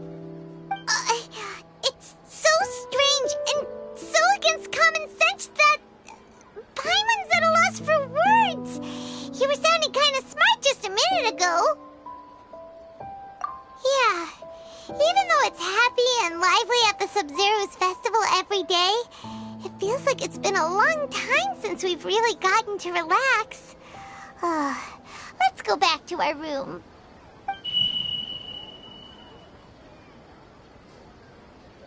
Continue the harvest. Compared to what we stand to achieve, these sacrifices are trivial.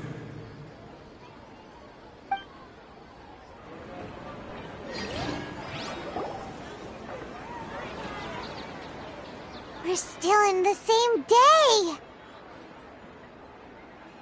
Nahida, you already knew last night that we didn't break out of the Samsara? Why did you tell us? Would there have been a point? You would have spent the night with new worries, with tomorrow still out of reach. In that case, you might as well rest within that brief moment of hope. An opportunity like that doesn't come by often, and I thought it might help you clear your minds. Paimon thought the Duke did that! Whatever. Guess you were looking out for us after all. Of course. In the time we've been together, you two have been everything to me. Paimon's flattered and everything, but maybe you're taking things a little fast.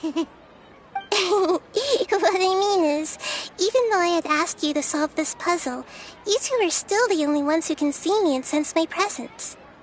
In other words, if you weren't here, I may as well not exist. That's why you two have been everything to me. Get it?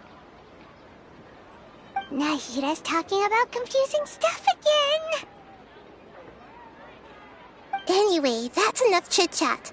So, Traveler, did the new clues yesterday help you gain a new understanding of the situation? Huh? Why are you scrapping your previous theory? Oh yeah, you're right! Gosh, how did we not notice that? In a simple time loop, people's physical condition should also reset. So, what's your new hypothesis?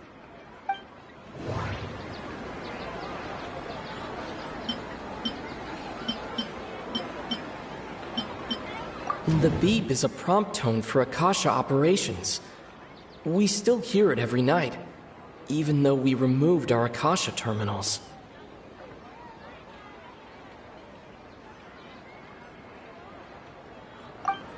Mercenaries rely heavily on muscle memory, and Dia was able to use her experiences to avoid injury in later samsara cycles.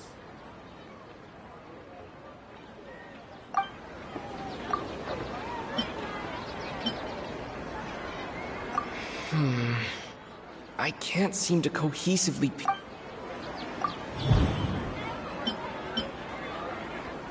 If all our memories of a day are erased at the end of that day, then we would unwittingly relive the same day again and again.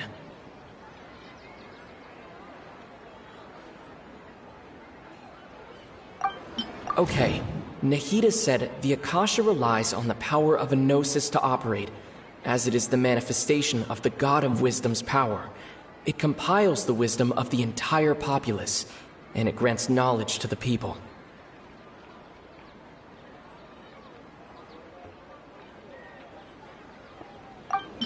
We've already experienced the Sub-Zerus festival many times, and the day of the festival seems to be in a perpetual samsara.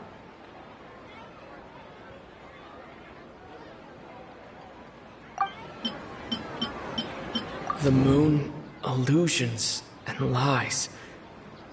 What do they all mean?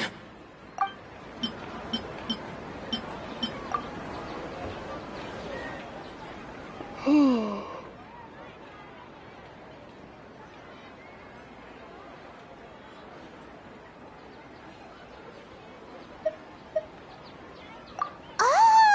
Then the beep we hear every night could just be indicating the deletion of our memories! That's why when we wake up, everyone thinks the Sub-Zero's festival hasn't happened yet. It's already the next day, but everyone still thinks it's the day before. But muscle memory can't be erased. That's why Dia has been getting better at using her greatsword. Now everything makes sense. A brilliant deduction. Nahida, tell us if we're right or wrong. To put it simply, it's as if you've mistaken a pyro crystal fly for a firefly in the night. You lost sight of its true nature because you focused too much on your perception that it glows. That isn't simple at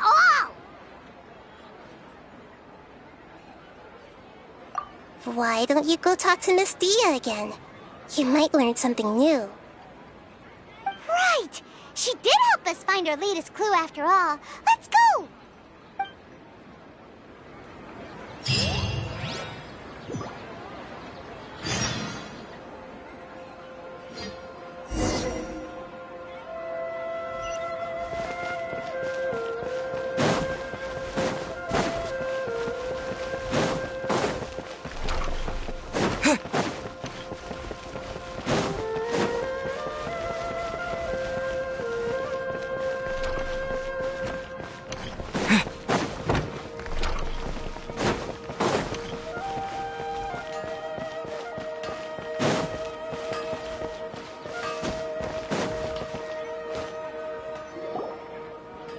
there you are. Really took me a while to find you. As expected, Dia also didn't get hurt today. Get hurt? Why would I? Don't underestimate me. Well, you're still getting used to your new greatsword. Huh. Truth be told, I also think it's pretty strange. It just suddenly felt so familiar in my hands and... wait a second! How did you know I got a new greatsword to begin with? I didn't tell anyone about it. Traveler, could you explain the situation to her today? Paimon's gotten a little sick of doing it. Oh, that works!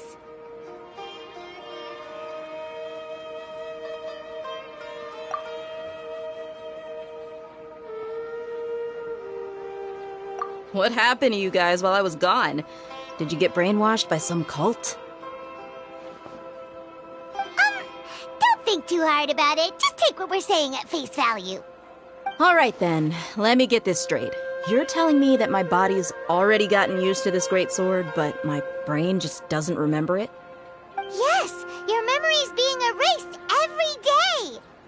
Then I'd have to disagree. That's impossible. Oh? Why do you think that? If we've actually been reliving the Sub-Zeru's festival day after day, then what happened to the things we used, the money we spent, the food we ate? Common sense says my wallet should have emptied itself a long time ago. There's no way I wouldn't have noticed that.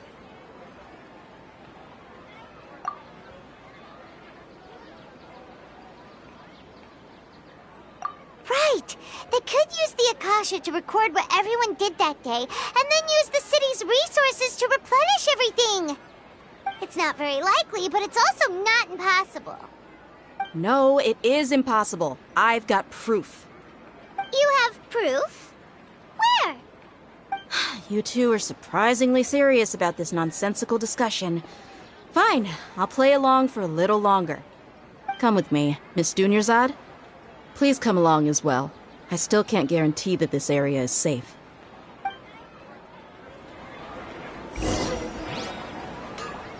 Paimon can't believe it's Dia who wants to show us something this time. 2 days ago, we were the ones taking her to see Dunyarzad.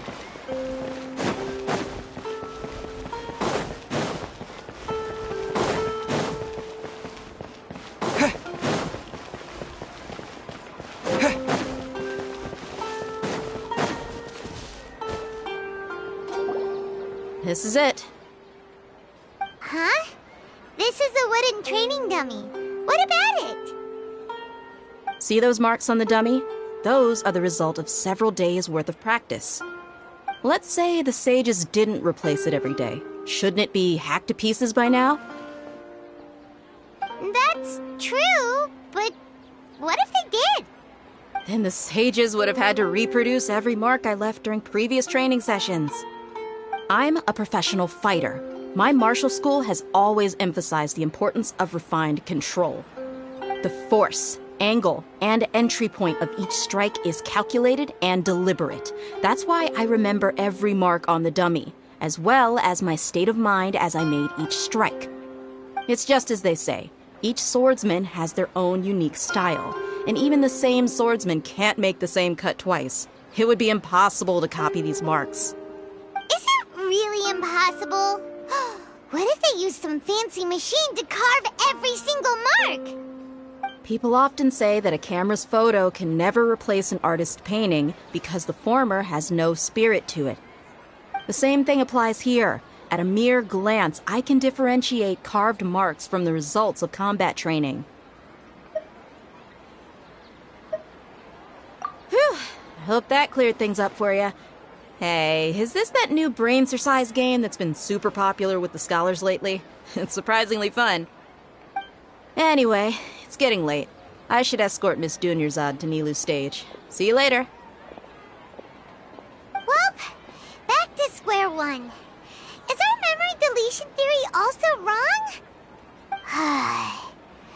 But at least we've reached some other conclusions in the meantime.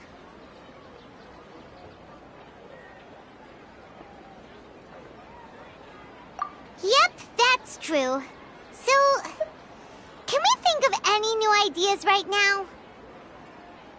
Strange? Paimon feels like everything's been strange lately. Huh? Leaving the city? You're right! It's really strange how we never thought of such a simple solution! Many things should become clear if we can confirm the flow of time outside of the city. Paimon can't believe it! Did we miss this because we're tunnel visioning too hard on our other theories? Or because we're just too tired? How about we go back and ask Nahida? Maybe we've forgotten something about leaving the city.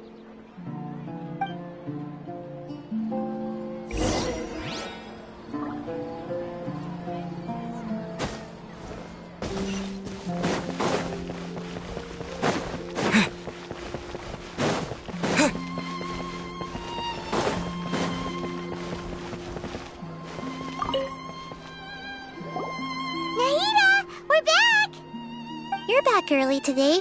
Did you find something new? Sort of. We're mostly sure now that we're not in a time loop. And we also aren't in the real world. But at the same time, we have a new question.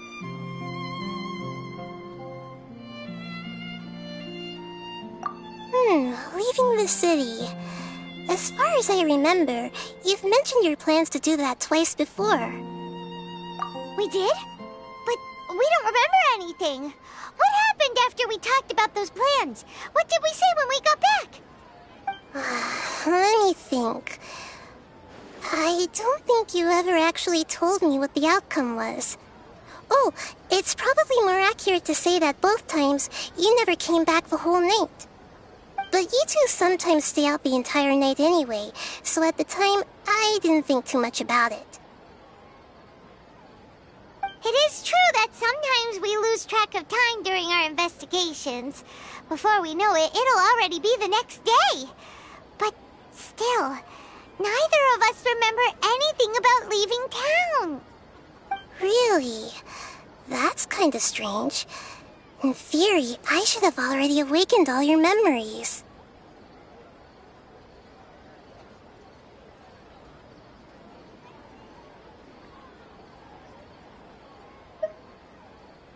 Yep, something here's definitely fishy.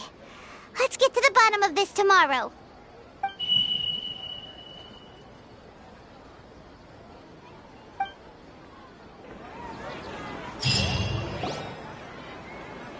Our memories are back!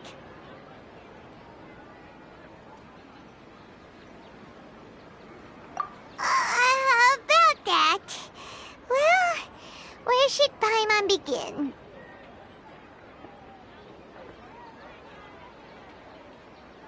Traveler, aside from your memories that were just restored, I have another message for you.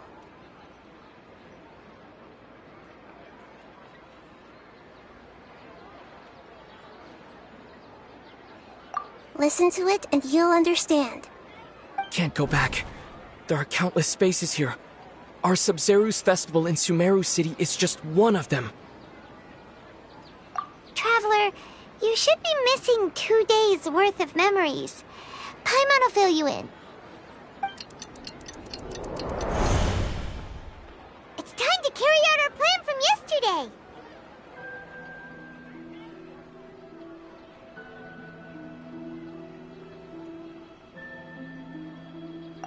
Okay, let's go!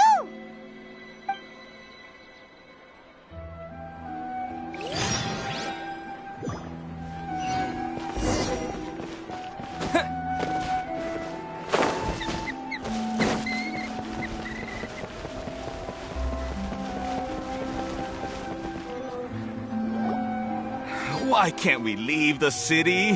What is the Academia up to now? Don't ask me. It's not like I can tell you anything. This is a direct order from the Grand Sage. Just wait until tomorrow.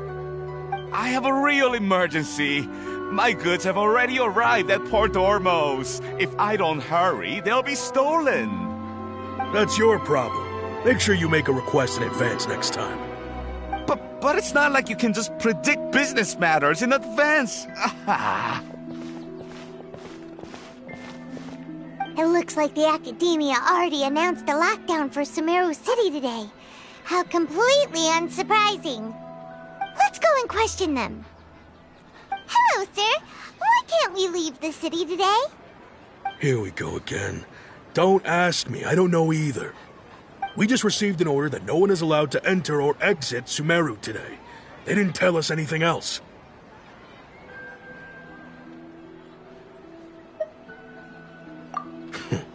Angering me won't get you anywhere. If I had that kind of insider info, I would have left this stupid post long ago. It looks like he really doesn't know. If we can't get anything out of him, let's take matters into our own hands. Why don't we climb over the walls? Those guards can't be everywhere at once. This is a good spot, and the guard hasn't noticed us at all. Let's hurry!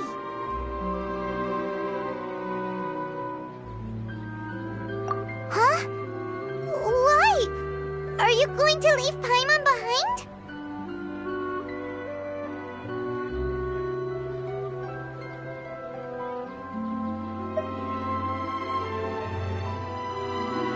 But what if things get really weird out there and you get into some trouble? Then Paimon won't be able to help you.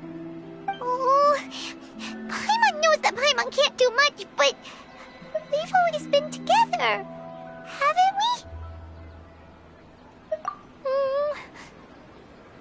Okay. Paimon will wait for you. Promise Paimon that you'll come back as soon as possible. Just a quick look. And please, be careful.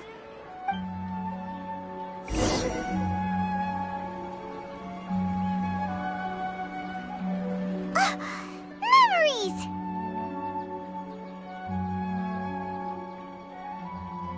Traveler!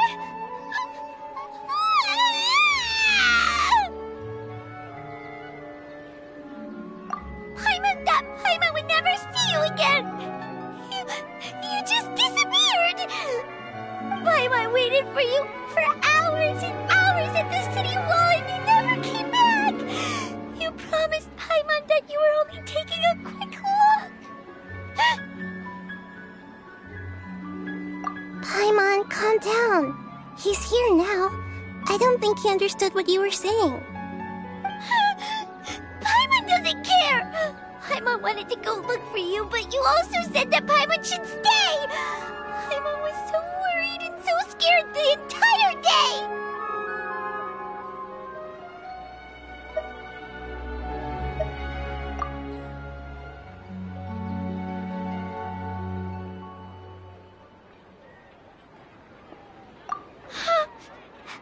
Okay. Paimon will forgive you. The most important thing is that you didn't actually disappear. Oh, Paimon was so scared that you had gone into another world. Okay, Paimon, can you tell us your perspective of what really happened yesterday? I see. Using two people's different perspectives. After that, you left the city. Paimon kept her eyes on you the whole time, but then you disappeared in an instant.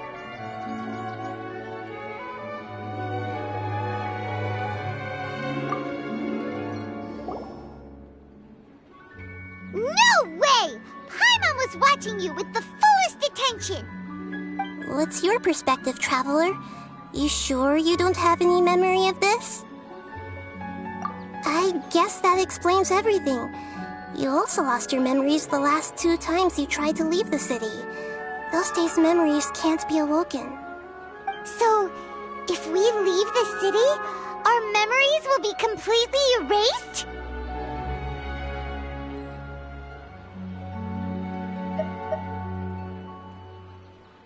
It really sounds like something big outside of the city is being hidden on purpose. But this way, we'll also never discover what's outside. Something like a message? But how can we send it back? Don't look at me like that. I'm not used to being stared at. Well... Okay. You want something that can pass on messages, right? Give me some time and take care of Dunyarzad for me. Yep, now we're talking.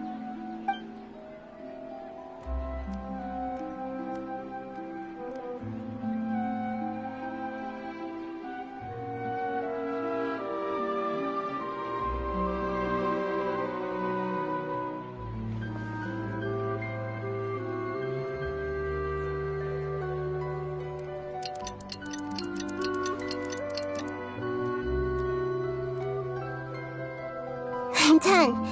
Here you go. What? Isn't this just an Akasha terminal? I made some little changes.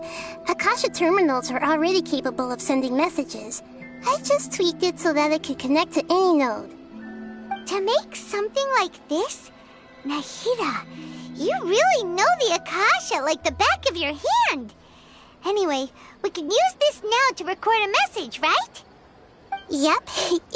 I'll help you save the messages. It should be pretty easy to use. I just can't guarantee the user's status and signal coverage when they're outside the city. We'll never know until we try. At least we're taking the initiative now.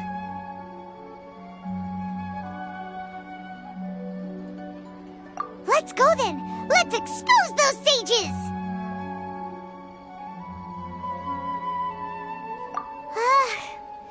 All right. Paimon isn't as worried about being separated since it happened once yesterday. But Paimon still isn't happy about it. Okay, see you tomorrow, Traveler. That covers everything that's happened so far.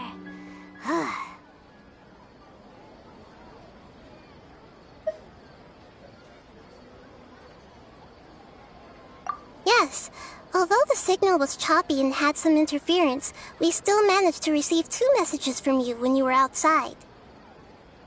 Okay, now that you understand what's going on, let's hear the messages together.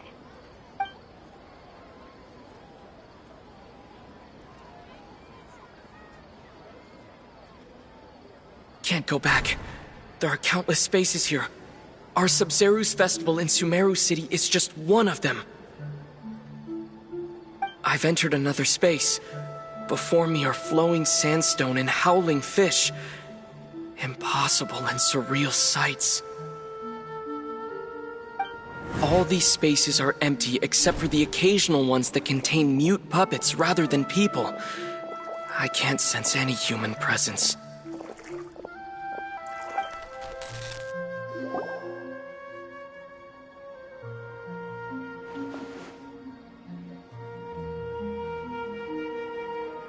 That's one heck of an info dump. It sounds like you left the Sumeru city space when you set foot outside of the walls. But everything looked completely normal when Paimon was looking out from the inside. That's unbelievable. And if we take your word for it, the other spaces all had very weird contents. There's another part here. I only received it last night. These spaces have been disappearing one after the other, absorbed by something like a sun in the sky. And now, even the final space has also disappeared. Behind me, a lot of spaces just appeared again from thin air. I get it now! Those spaces are actually...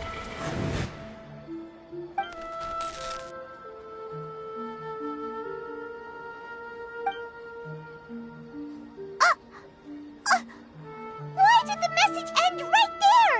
What did the Traveler want to say? What are those spaces? Probably because yesterday just happened to end at that moment. Oh, right. Paimon did hear a beep from the Akasha. Did it come from here or from the message? The message. It should have come from the Traveler's Akasha terminal. After the beep, Traveler said even the final spaces also disappeared. Traveler, what do you think that final space could have been?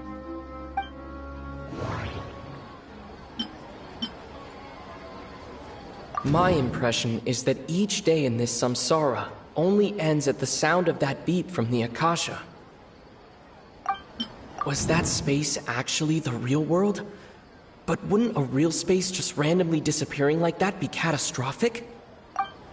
All the bizarre spaces I saw outside the city had one thing in common: a lack of human presence. That doesn't sound right. That doesn't sound right. Oh, so that's what it is! After the sound of the beep, the final space, the Sub-Zero's festival, also disappears, and we're taken to the next day. Later on, Traveler also mentioned a bunch of new spaces materializing behind them. Do lots of new spaces appear every day? Paimon's head is spinning. Just what are these spaces anyhow?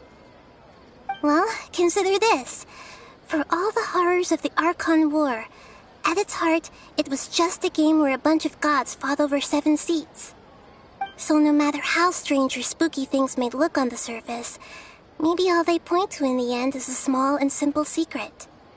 Wow, the Archon War, huh? That's an analogy and a half.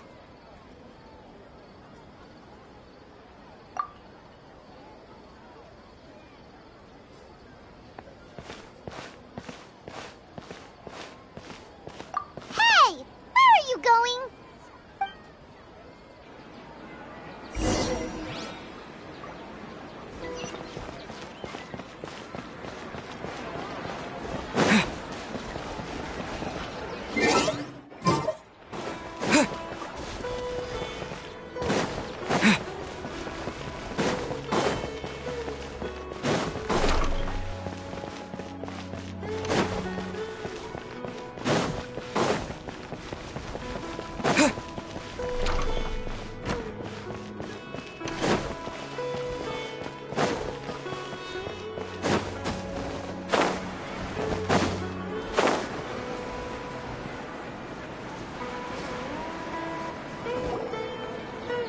Do you want some alone time to think?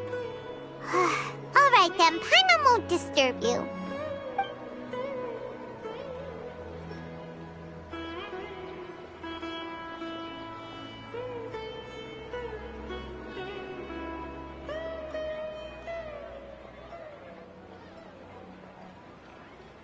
The dance of Sub-Zeros is about to begin. I'm going to go watch it. Okay. Why don't you go ahead, Dunyarzad? We still have some other stuff to do first. Okay then. See you later. Have you figured it out yet, Traveler? Time is ticking away. Awesome! What is it? Paimon wants to know. Oh, wait, no. Let's meet up with Nahida first. You can tell us both together. This time, we're gonna get to the truth.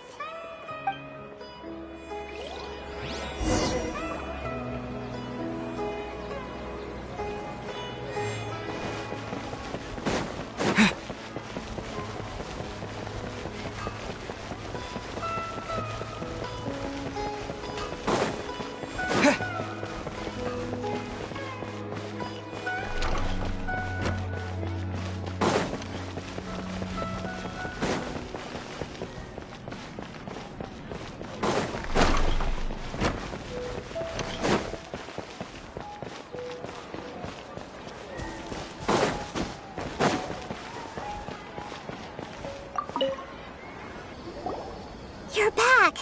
I've been waiting forever for you two. Judging by the looks on your faces, are you ready to take your Sub-Zero's exam and graduate from the festival? Okay, first off, have you discovered the hidden truth?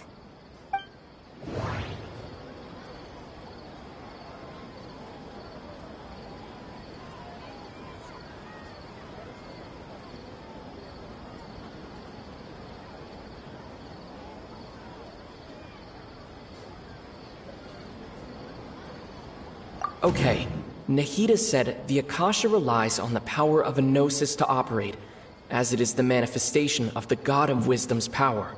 It compiles the wisdom of the entire populace, and it grants knowledge to the people.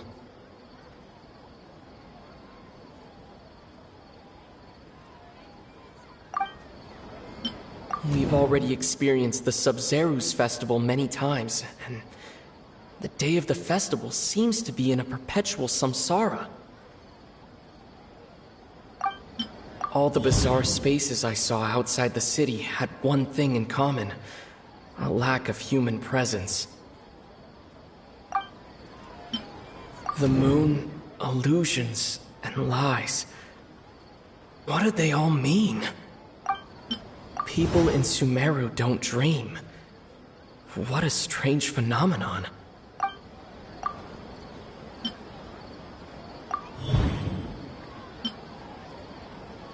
We are all in a dream. It isn't that the people of Sumeru don't dream. Rather, the Akasha is taking their dreams from them. People in Sumeru think they don't dream, but the truth is the Akasha steals their dreams without them knowing it. And those spaces with no human presence are stolen dreams without their host. That would explain why they sounded so weird when he was trying to describe them. Huh. So people in Sumeru do dream after all. In fact, we're all in one big dream together right now. Correct answer. Now, how did you conclude that the Akasha is capable of this?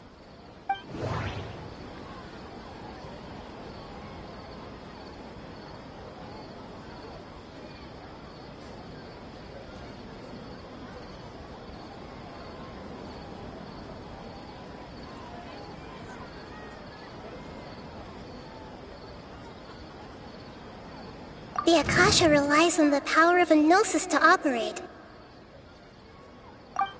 It is the manifestation of the God of Wisdom's power. It compiles the wisdom of the entire populace, and it grants knowledge to the people. That doesn't sound right. I need to carefully... It compiles the wisdom of the entire... That doesn't... It is the manifestation... Oh, okay. Those dream-controlling creatures in the forest also get their power from the Dendro Archon, right? That would explain why the Akasha has the ability to control people's dreams, too. But is stealing everyone's dreams really how the Akasha compiles their wisdom? Isn't there anything more to it than that? Dreams are fantastical, complex, and full of imagination. People's brains are the most active when they're dreaming. In other words, dreams are rich bundles of human wisdom. So in other words, the complete opposite of how Hypatia understood it. Paimon remembers her saying that the sages think dreams are foolish delusions, and the fact that no one dreams is a blessing from Greater Lord Rukkhadevata. So it was all a dirty trick? The real story is that the sages from the Academia are using the Akasha to steal people's dreams for their own use, huh? Oh? By the sounds of it, you understand the current situation pretty well. So then, what about the samsara? The beep is a prompt tone for Akasha operations. We still hear it every night, even though we removed our Akasha terminals. Those spaces kept disappearing before my eyes. But as soon as that beep sounded, many more spaces materialized. Those dreamscapes kept vanishing, but as soon as that beep sounded, more new spaces appeared.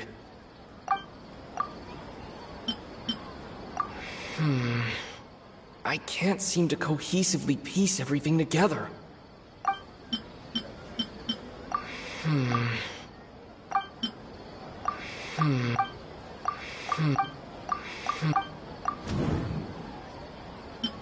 We've already experienced...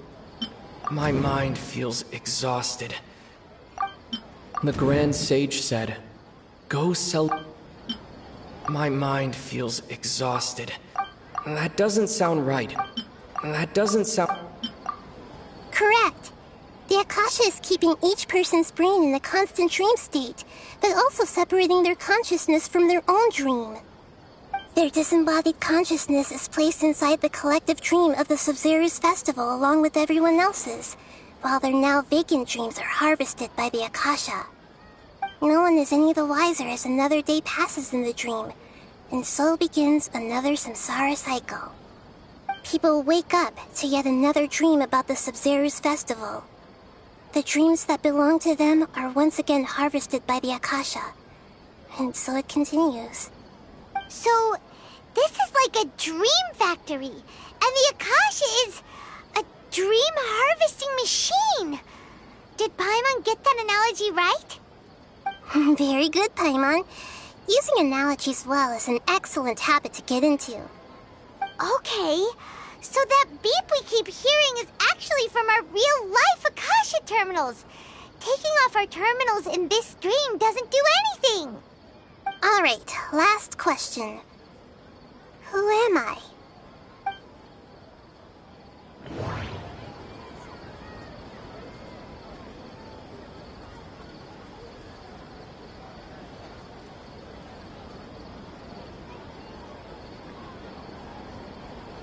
They say that alchemical divination... So you noticed. I thought that one would be the hardest question. That's why I put it last. That wasn't hard at all. Even Paimon guessed that. Everything about you is different. We just didn't want to expose you is all. Now that you mention it, Nahida, you've been hinting to us since the very beginning. It's funny, thinking back to when we were asking all over the place for info about Lesser Lord Kusanali. Paimon didn't expect to meet you like this.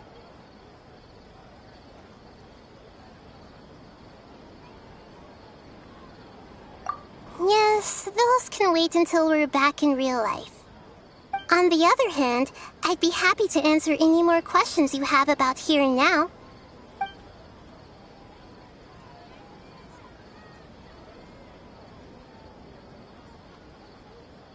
You asked me this question before. My answer was, it would literally blow your mind. Now that you know this is all a dream, this answer should hopefully make more sense. Have you heard the saying, don't wake a sleepwalker? Likewise, if someone suddenly had told you all this instead of you learning it on your own, your notion of reality and dream would be thrown into irreversible confusion. I couldn't expose you to that kind of risk. That's why I could only give you very subtle hints and some suggestions. Long story short, I'm really sorry I had to keep you guessing.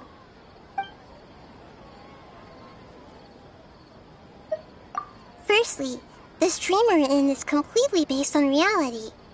People have already experienced this Sub-Zero's festival, so it would be very difficult for them to find anything that strikes them as surreal. Secondly, you're probably wondering why people don't have any memories from earlier samsara, right? That's because people don't remember their dreams most of the time anyway. And in any case, their actual dreams are being taken away from them by the Akasha.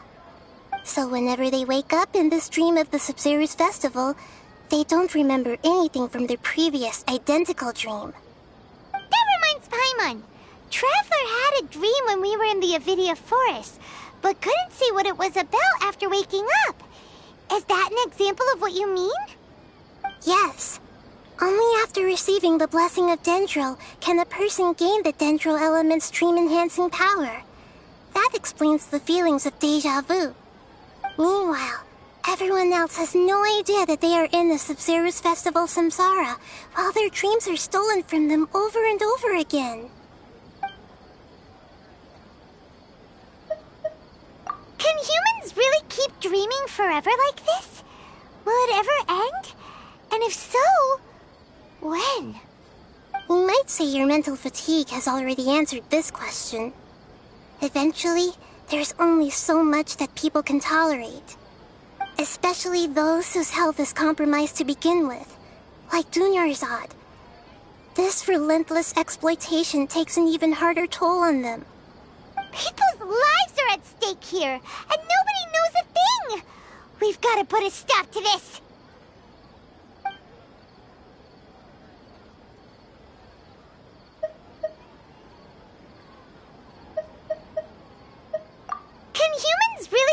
dreaming forever like this? Will it ever end? And if so, when? We might say your mental fatigue has already answered this question. Eventually, there's only so much that people can tolerate. Especially those whose health is compromised to begin with, like Dunyarzad. This relentless exploitation takes an even harder toll on them. People's lives are at stake here, and nobody knows a thing! We've got to put a stop to this! I know, right? Why did they have to base this dream on my birthday? Could it really just be a coincidence? Even you don't know the reason? Wow, now that's strange. The Academia sages are determined to harvest lots of dreams in a short time, no matter the cost. They have to be up to no good. Unfortunately, I don't know anything about it. Traveler, do you have any information? Those spaces remind me of dreams. Like, those spaces remind me of dreams. Like the one I had in the Avidia Forest, except these have no sign of human presence. Okay, Nahida said the Akasha relies on the power of a gnosis to operate, as it is the manifestation of the God of Wisdom's power. It compiles the wisdom of the entire populace, and it grants knowledge to the people. The Grand Sage said, "Go celebrate the birth of that god to your heart's content." Did he mean something more?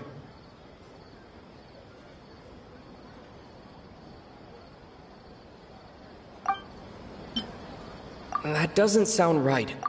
I need to carefully... That doesn't sound right.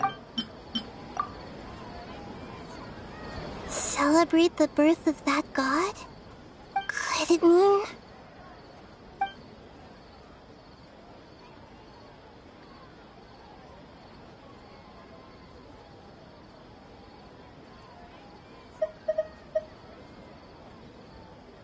deceiving the people of Sumeru with no regard for their safety.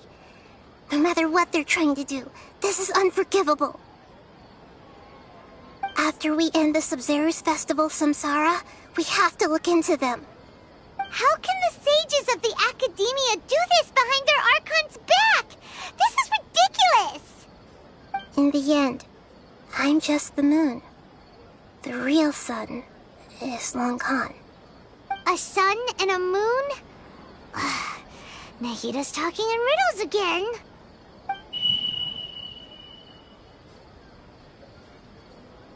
Oh, we're out of time today! I'll tell you how to break free of the samsara tomorrow. See you then.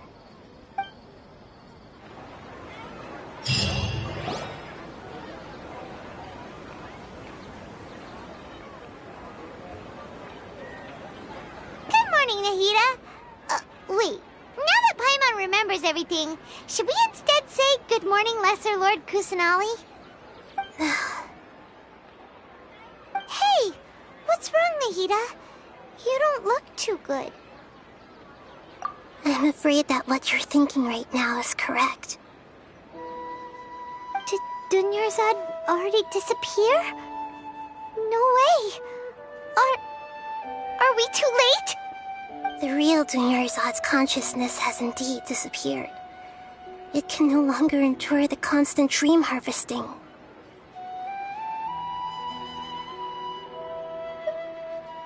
Paimon can't believe it. Wait, so what about that other Dunyarzad? Just what is she? Is she also going to disappear? She's actually something like a puppet, but not completely. The real Dunyarzad's consciousness could no longer keep playing her role in this dream. So another Dunyarzad appeared to replace her in the dream. Just like the grass and the trees, that Dunyarzad is just a building block of the dream that helps to keep it going. But personality-wise, she's nothing like the real Dunyarzad. Puppets are stiff, and can't copy a living person's vitality. After all, they're just there as filler. You know, speaking of which, the old Dunyarzad might not have been too different from a puppet. Dunyarzad truly believed that she met you within her consciousness, and it was you who inspired her. So you do remember her after all. Yes. Back then, her family was overly protective of her. No one cared about her personality or thoughts. It was as if she only lived to stall her Elazar. I just gave her a little wisdom so she could look at life in a new way. So that she could be her own person. But even so, she still...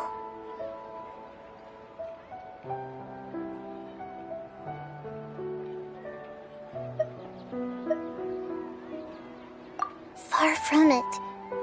I'm still a long way off from being a real Archon. I couldn't even save her. If I were a competent Archon, I wouldn't have let my most faithful follower die at the Sub-Zerus Festival with so many regrets.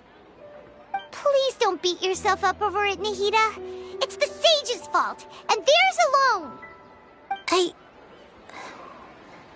I'm not beating myself up.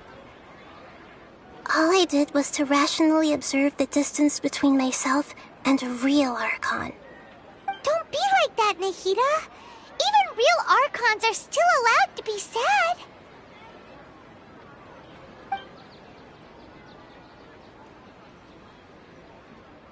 To prevent more tragedies like this, we must end the samsara as soon as possible. Great, but how do we do that? Although the Sub-Zerus Festival dream is under the Akasha's control, only humans can dream. Even the Akasha is unable to create them. That means this dream belongs to a host who created it.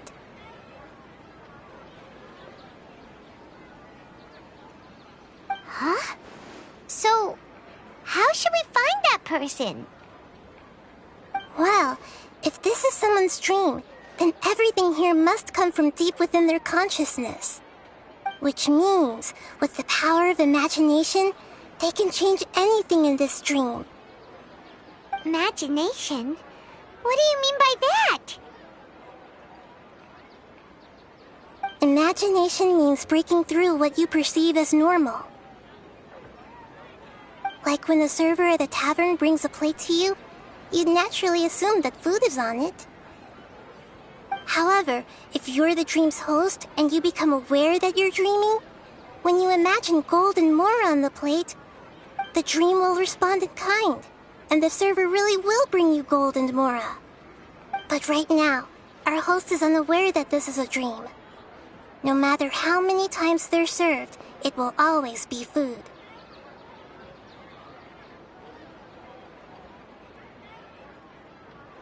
Find some way to make that person realize that they're dreaming. Usually, once that happens, the person will wake up and the dream samsara will be broken. How are we going to find them, though? If it could be anyone, it'd be like looking for a needle in a haystack. And even if we did find them, how are we supposed to make them realize they're dreaming? After all, like you said, don't wake a sleepwalker. It's extremely difficult, yes. But the only ones who can do it are you two. Remember, everything you've achieved up to this point has all been for the sake of finding the host and ending the samsara. As for me, during this time, I'll be out of town. Out of town? Are you going to that place full of dreams where the Traveler went? Yes. I want to try something. There must still be a small wisp of possibility. Hurry and go. Dreams are supposed to be fantastical, romantic, and full of pleasant surprises. Unnecessary things like this samsara need to end. Paimon's still a little upset that we've come this far only for Dunyarzad to... She was such a good person, with such a simple wish. But fate was against her. Yeah, saving Dunyarzad is what kept us going this whole time. But We mustn't lose hope, Traveler. Dunyarzad would definitely want to see us save everyone else. So let's break the samsara for her sake. Paimon's wondering, do you think the sages would get one of their own to be the host of this stream? Feels like it would be easier to control it that way, no?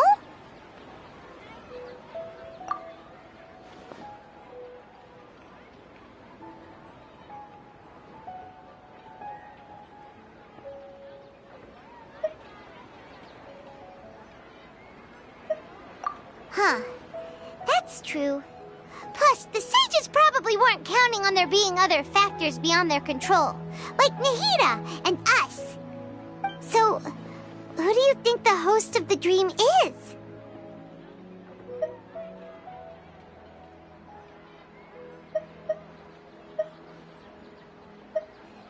Oh, that would make sense. Ferris, the Knight of Flowers, is a symbol of the whole Sub-Zero's festival, right? Pretty core character. Let's go ask him some questions, shall we?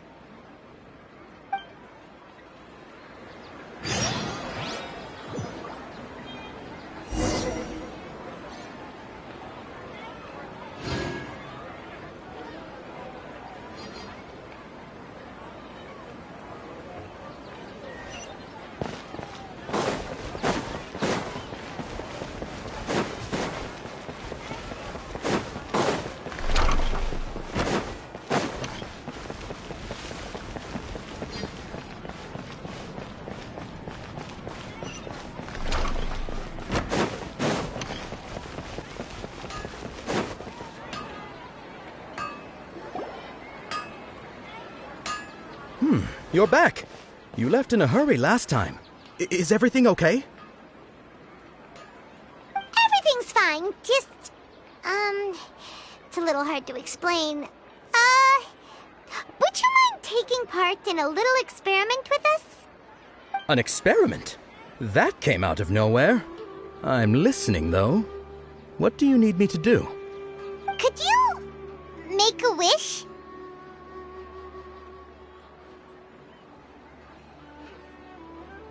You want me to make a wish? Is that a new Sub-Zero's festival tradition or something? Less questions, more wishing! Okay. My wish. Okay. I'm a little nervous saying this out loud, but I want Miss Dunyarzad to be happy. Oh. I noticed earlier that she looked a bit down, and she wasn't really talking to anyone. She just doesn't seem like herself. She's always so gentle and kind, and all the kids love her. I've also wondered if the reason she asked me to be Fairest Knight of Flowers is because I'm special to her, or something. So, you have a crush on Dunyarzad?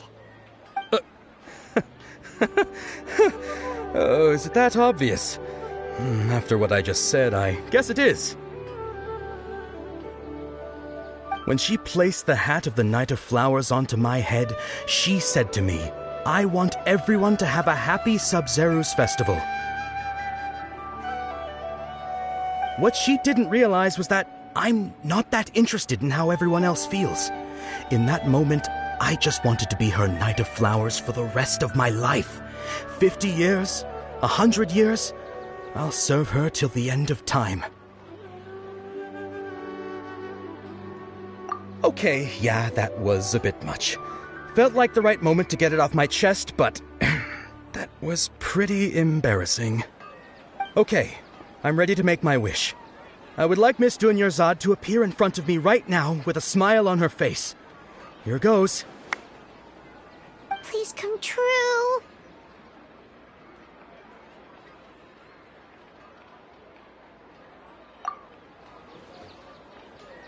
I'm gonna open my eyes. Oh, you're... What? Faki? Sorry, but only one portion of Yalda candies per person. Back home you go. Nice try, you two. Anyway, never mind. I don't need to see her appear right in front of me. As long as she's happy. Guess he isn't the host of this dream after all. Should have expected it wouldn't be this easy.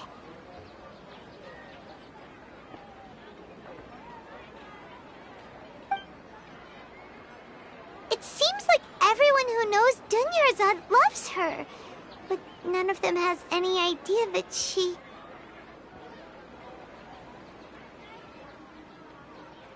My lady, step back. That sounds like Dia! Oh, right. This is when Dunyarzad bumps into the kidnappers. Huh? But Dia can handle them! Hey, Traveler!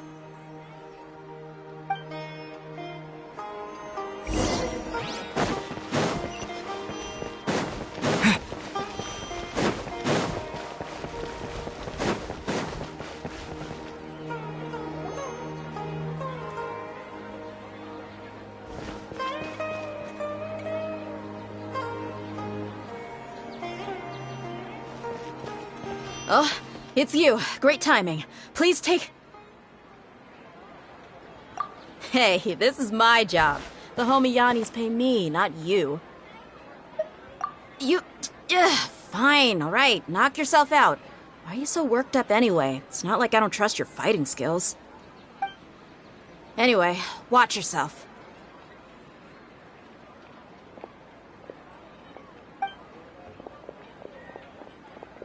So you got yourself some backup. Suit yourself. You're going down. That's close enough. A new punch. Wind blade.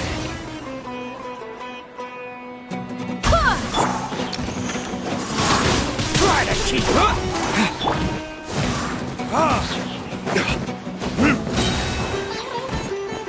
Verdict is...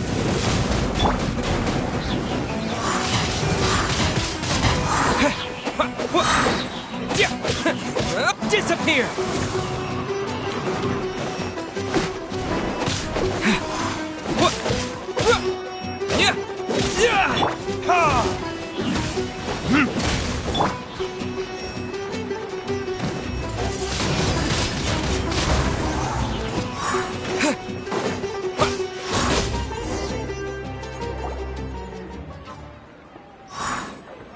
Traveler, were you just taking your anger out on those guys?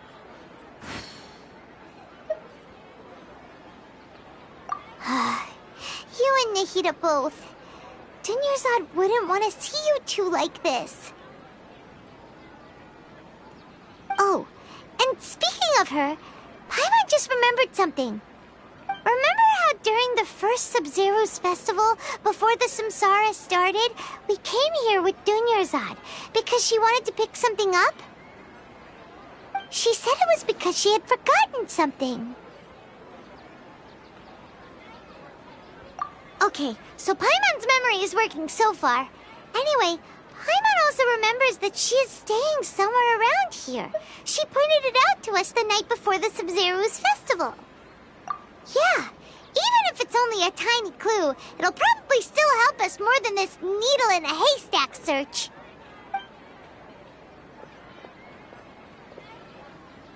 This is the place. It's rude to enter other people's spaces without permission, but desperate times call for desperate measures. Hey, the windows are unlocked. Okay, Paimon's gonna take a peek inside.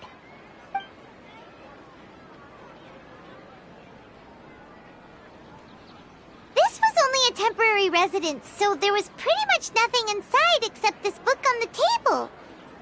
Should we open it?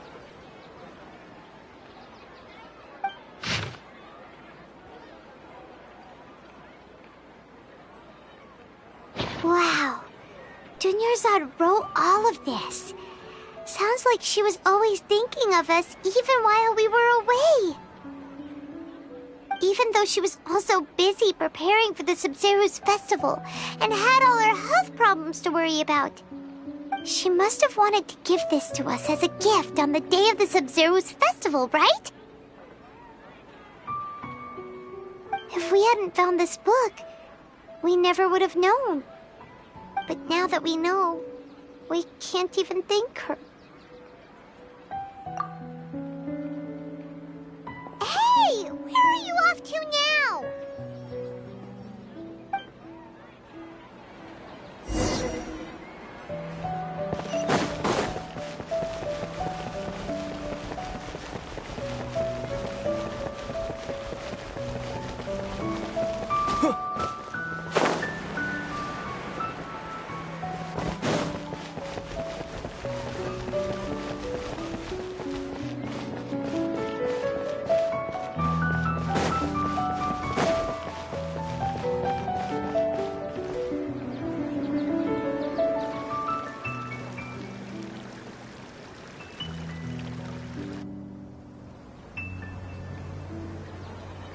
It's Dunyarzad's puppet.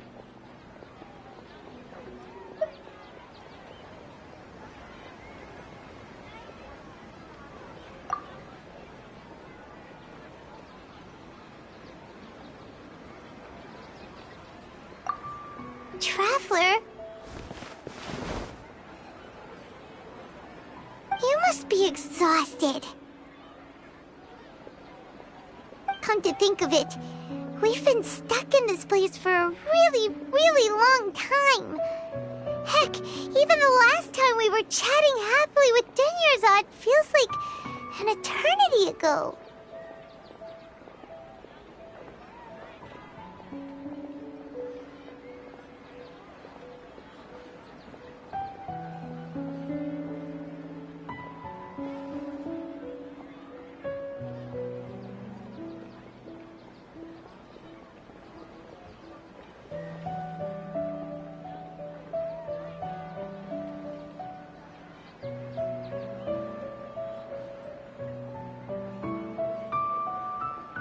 Paimon still remembers when we were sitting here, and the way her eyes sparkled when she talked about Nilu's Dance of Sub-Zeros. There will always be frustrations in life, but I know that the point of living is not to leave behind any regrets.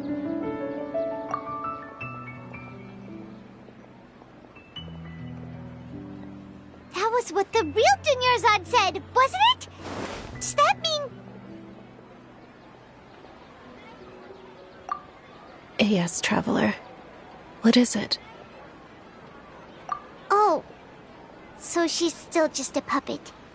But just now, how come...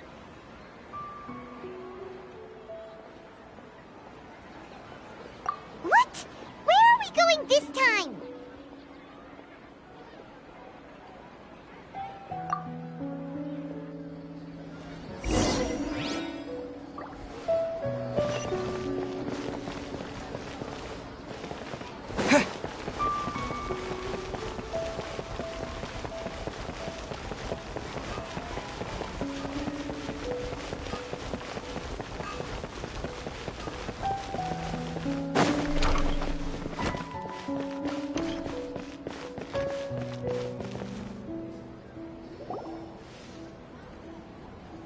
If you continue to resist, we will have to order an investigation into every single event organizer. The Grand Sage has already granted you much leniency. I advise that you exercise tact. How did things turn out like this?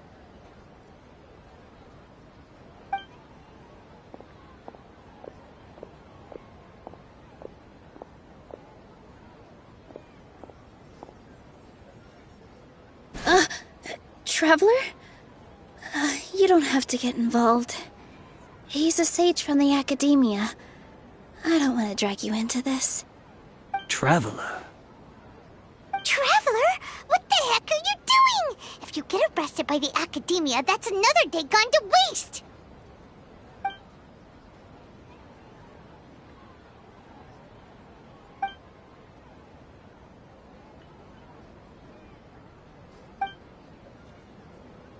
Wait, they're not reacting.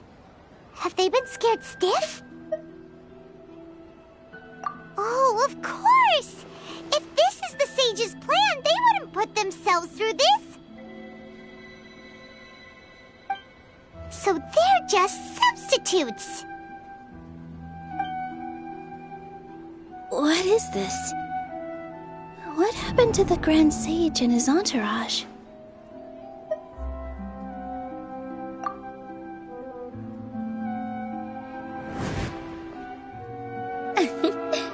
Like I said, they symbolize the goddess of flowers.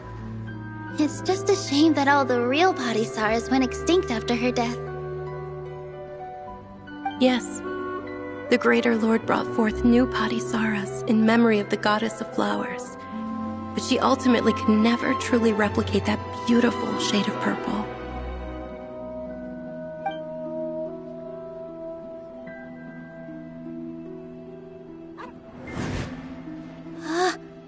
That beautiful shade of purple. Aren't these flowers real Padisaras? Just like the ones from the legend? I didn't even notice. Dunyarzad, did you find these? But didn't you just say all the real flowers went extinct after the goddess of flowers passed away? So, how? Yeah. What's going on here? Huh? You guys are acting weird. But okay, I'll try.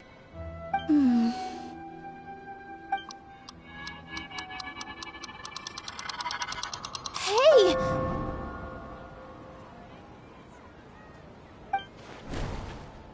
They disappeared! So Nilu's the host! What a surprise! Purple Padisaras don't exist in the real world anymore. But in Nilu's subconscious, they can appear as decorations on the stage. It's just like the example Nahida told us. People assume there will be food on a plate, and Nilu assumed there would be real Padisaras in the flower pots. So when you saw the flowers, you instantly knew it was Nilu? But if we want to end the samsara, we need the host to become aware that they're dreaming. How should we make Nilu realize that? Am I dreaming? Huh?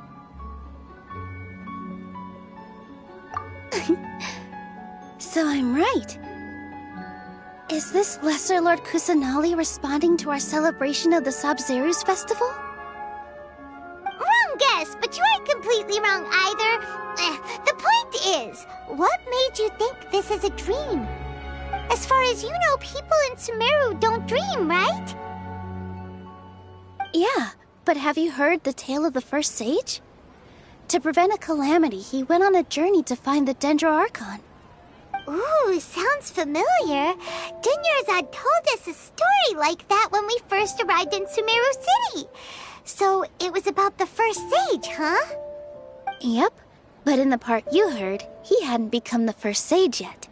There's more to the story. His piety and wisdom were acknowledged by the Dendro Archon, and she finally gave her blessing to him. All kinds of spectacular scenes appeared in front of the first sage, as if all the knowledge in the world was being painted onto a canvas right before him. He was captivated. After who knows how long, he mastered all the knowledge he could comprehend. Afterward, he said to the Dendro Archon, "I miss my parents, my wife, and my children. I've been away from home for far too long. They must be worried." The Dendro Archon smiled. The next second, the sage found himself lying in his bed, as if he had just woken up from a dream. His wife, lying next to him, said, "You're off to search for the Dendro Archon today, aren't you? Have a safe journey, my love." In the end, the first sage took care of many disasters in Sumeru City and founded the Academia. What a happy ending. So, the first sage was dreaming ever since the beginning of the story? He never went on his journey? Yes, but his faith and determination were conveyed to the Dendro Archon, so she blessed him in the form of a dream.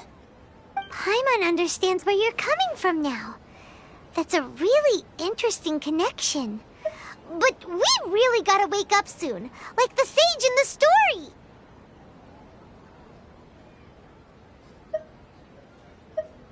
I see. Well, it just so happens that today's Sub-Zero's festival is almost over, too.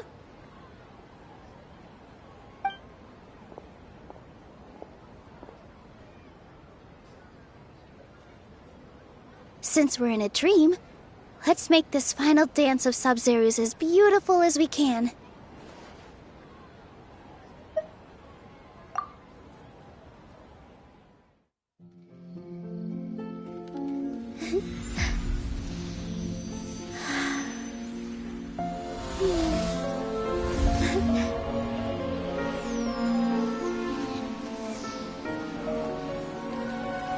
The wait is over, everyone. I dedicate this to our god, the Dance of Sub-Zeros.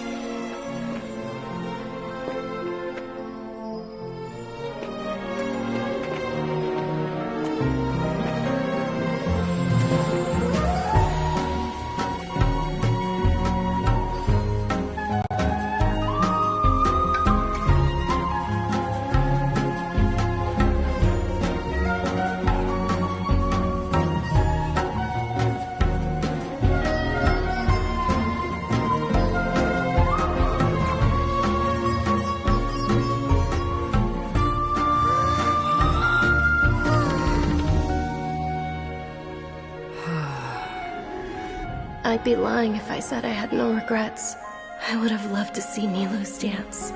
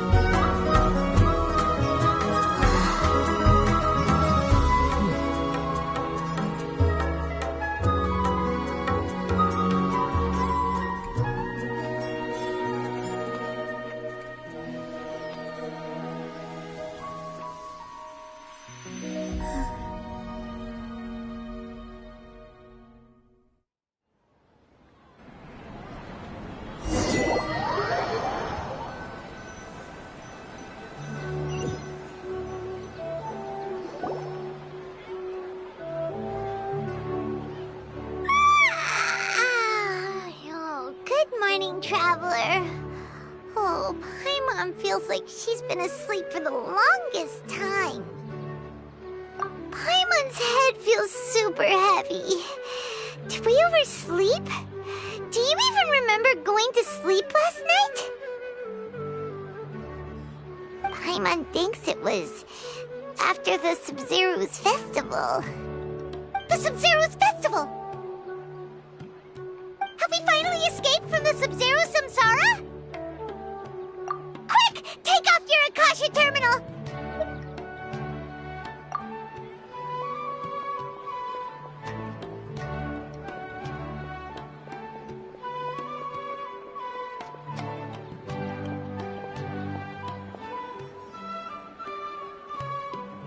She's not in her room. What happened? Huh? What usual spot?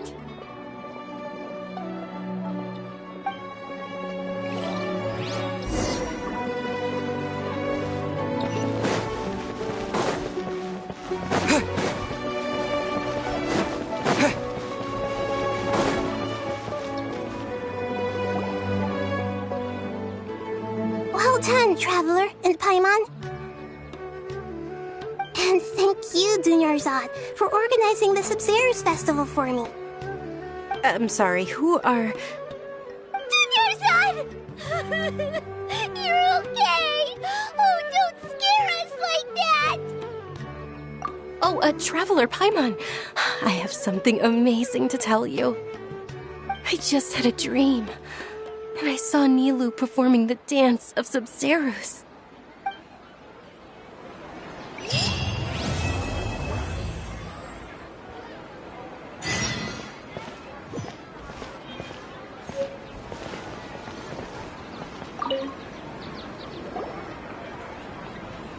You're actually Nahida, aren't you? Paimon Catherine was acting weird when we met at the Sub-Zero's festival. And Dunyarzad, did you save her? It's a really long story. We shouldn't disturb her. Her consciousness is still weakened. Let's chat somewhere else. How about by the Traveler's favorite bench?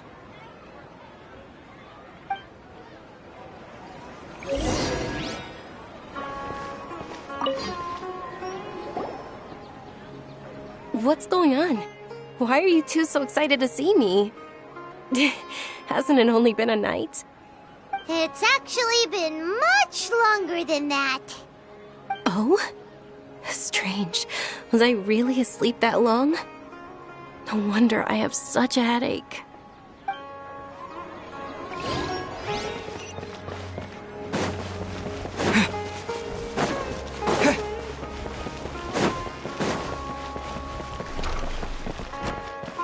Will I be able to see Mimu perform again?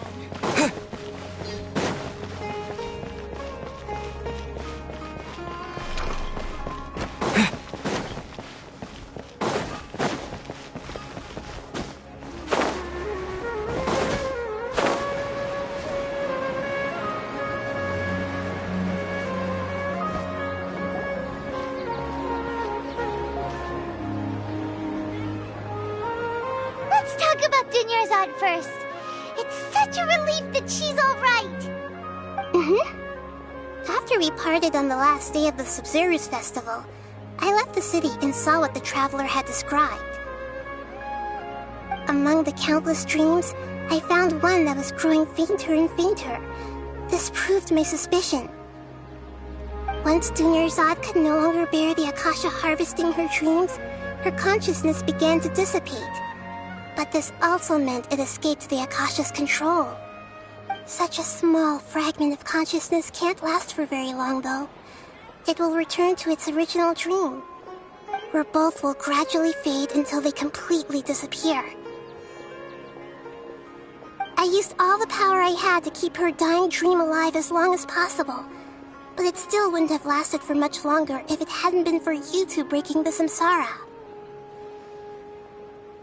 So it looks like we did manage to save Dunyarzad in the end.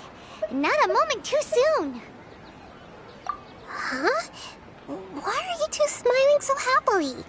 I thought you'd be so moved that you'd start crying. I need to spend more time observing human emotions. Both are fine. Everyone reacts differently. All right. You two must have a lot of other questions for me, right? After all, you saved my faithful believer. As your reward, I will answer any and all questions. At the Avidia forest, there was this incense that made the Traveler fall unconscious and dream of a huge tree and a red sky. You also heard someone's voice, right? It said world and forget me. Yeah, so you do know! We've been wanting to ask you what that was about, and if the red sky was related to Conria. It seems like the Traveler established a connection to Irminsul. That was a message left by Greater Lord Rukkhadevata's residual consciousness in Irminsul. Perhaps her last memory before she died. As you two probably know, Greater Lord Rukkhadevata disappeared after the disaster in Conria. The timings of these events do line up, so your suspicions are reasonable. A message from Greater Lord Rukkhadevata? We thought it was from King Deshret. King Deshret? That god who died even longer ago? Some present-day desert dwellers still worship him. You probably just heard some of their conspiracies. Okay, so what does the message mean? I still haven't managed to decipher it. Even the Akasha isn't currently capable of doing that. Greater Lord Rukkhadevata's residual consciousness in Irminsul seems to be contaminated with something that has a very dangerous aura to it. Many devoted scholars go mad as soon as they connect their consciousness. I've warned the Academia about this many times, but people still keep falling victim to it. But I believe this is the key to saving Irminsul. That's why I've kept trying to decipher it. So the tree in the vision was Irminsul? Oh, Tainari also said that Irminsul is sick! Is it because of the contaminated consciousness? But even if you can't figure out what that vision was all about, it seems like our search for you was all in vain. The Traveler wasn't affected after coming in contact with that consciousness. I've never seen anyone like that. With you here, we may have a chance at deciphering it. No, we must decipher its secrets. I've already eliminated all other factors that might affect Irminsul. This is the only one left. This puzzle has life and death at stake. It could determine Irminsul's fate, as well as Tevat's. To be accurate, I'm using the Akasha as a medium to occupy Catherine's consciousness. How did you do that? Poor Catherine. Does this mean you can also occupy other people's consciousnesses? Theoretically, I can enter anyone's mind as long as they're wearing their Akasha terminal. The Akasha is the legacy of Greater Lord Rukkhadevata. As Lesser Lord Kusanali and the first Akasha terminal, my consciousness has always been linked to the Akasha. I've always respected my people's free will, so I've never actually occupied their consciousness. When necessary, I just borrow this bionic Snezhnayan puppet. Hold on. Did we just learn some deep, dark secret? So Catherine is... No. Wonder Paimon felt something was off about her. What about your own body? Why do you need to borrow other people's? Don't you live in the sanctuary of Surasthana? That story begins a long time ago. After Greater Lord Rukkhadevata disappeared, the sages found my newly born self and took me back to Sumeru. At that time, I was young and weak. The sages kept me in the sanctuary of Surasthana, ostensibly for the sake of protecting me. But I've hardly heard from them since. However, I do understand that they had hoped to find Greater Lord Rukkhadevata instead of me, the symbol of her passing. So, the sages basically put their new Archon under house arrest? How dare they! Why don't you teach them a lesson, Nahida?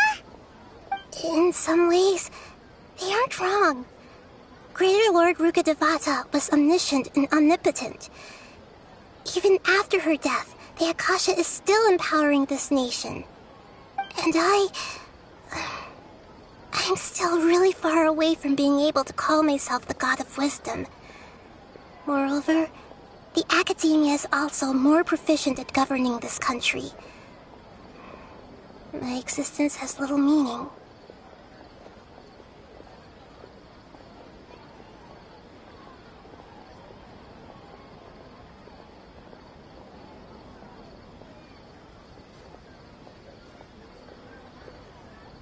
Yeah, you got a lot of believers. Just look at the Sub-Zero's festival. Everyone who showed up truly loves you. Thank you for the kind words. But I honestly don't need physical freedom as long as I can connect my consciousness to the Akasha. Trying to find a way to save Irminsul is my life's mission and top priority. I will work on that, and try to live up to being a deity in the meantime. Every once in a while, I will also take up the duties of the God of Wisdom and enlighten a lost soul here and there. Doing all that should be enough. There's never been any big problems with the Academia's governance of Sumeru.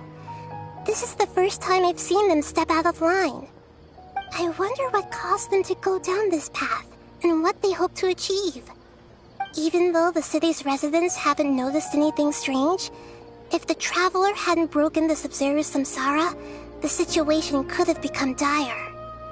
I tried to do some investigating in the Akasha, but I couldn't find anything suspicious.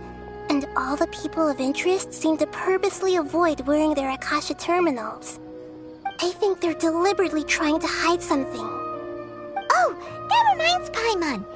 In Gandharvaville, there was a sage who had invited Kainari to join some kind of project. Could it be related? Regardless, I need to first investigate the sage's motives, make things right, and punish them if needed. But I'll have to be discreet, or they'll see me coming. You mean how the Akasha stops you from having dreams? Yeah, it's been such a long time. No one's noticed something's up? It's not that no one noticed. It's more like no one cared. Ultimately, it's all rooted in the sage's misdirection. Misdirection? The sage has convinced everyone to believe that being unable to dream is a sign of rationality and wisdom. Not dreaming is a badge of honor in Sumeru. Even if the truth is that their dreams are being reaped by the Akasha.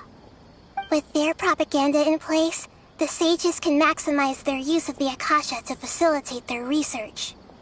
Besides, Greater Lord Rukkhadevata must have created the Akasha in the hopes that it could be used to its full potential. That's why I've never come out strongly against this. Anyway, the perspective advocated by the sages drowned out any voices of doubt. By now, even those who never use Akasha terminals find it too shameful and embarrassing to talk about their dreams.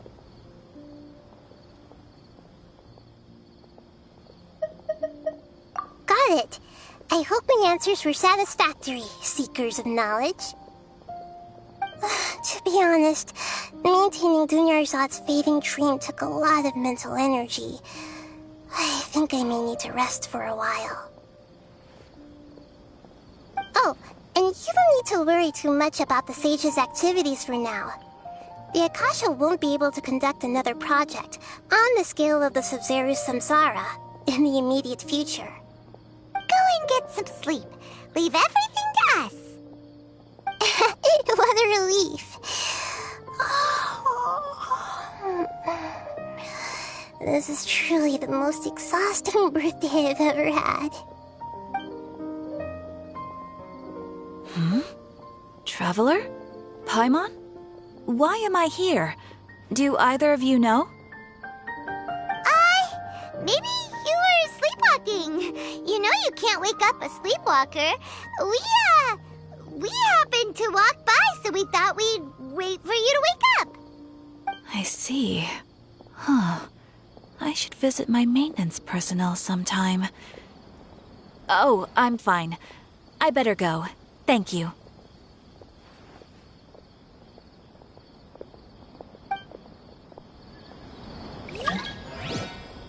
We've spent quite some time in Sumeru City, but ever since we last said goodbye to Lesser Lord Kusanali, we haven't heard anything from her. Oh, we can't just keep waiting around like this. Let's go find Catherine and pick up some work so we can at least keep ourselves busy.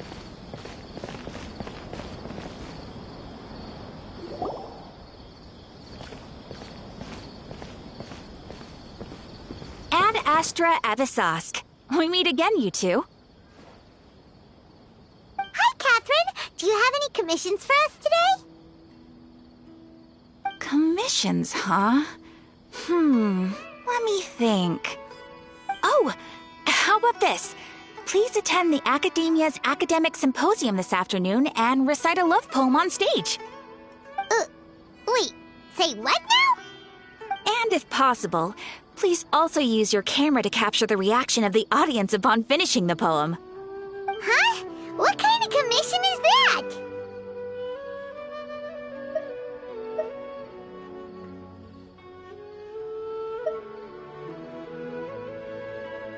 I see. It appears that you're not interested in this commission. In that case, please go to Port Ormos and convince the Eremites there to spend some time volunteering at the local orphanage. Hey, that's not any better.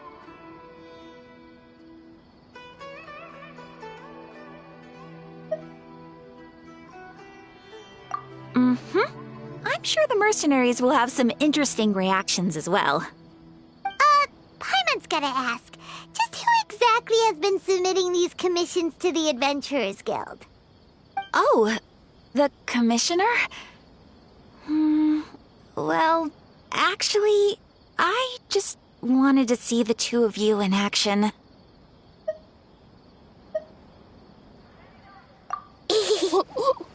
Was it so obvious? I was hoping you would actually take one of those commissions. That kind of chance to observe humans doesn't come by often. Ah, so it's Nahida. Paimon just knew Catherine wouldn't crack those kinds of jokes. When did you get into her head? From when she said, Ad Astra Abyssosque.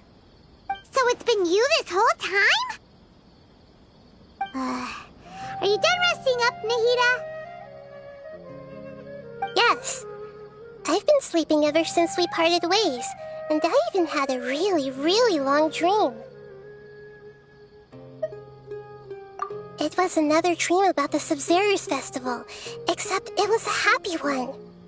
In my dream, I was sitting in the middle of a flower terrace, and everyone in Sumeru City was holding hands as they danced in circles around me. They danced round and round, and everyone looked really happy. I also got to sit on a gigantic flower carriage. Ferris, the Knight of Flowers, raised me really, really high above the ground, and I was throwing an endless amount of Yalda candies at the children. You know, Nahida, maybe your dream is how the Sub-Zero's festival really should be. It's meant to be a joyous time where everyone gets together to celebrate your birthday.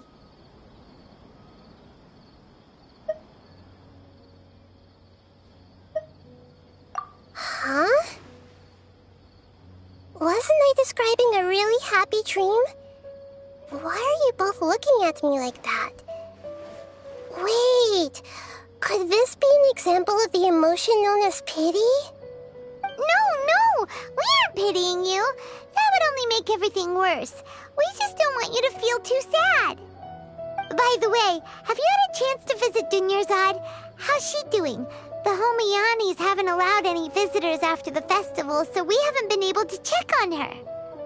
Yes, I paid her a visit right after I woke up. She was resting at the time. Her condition is stabilized.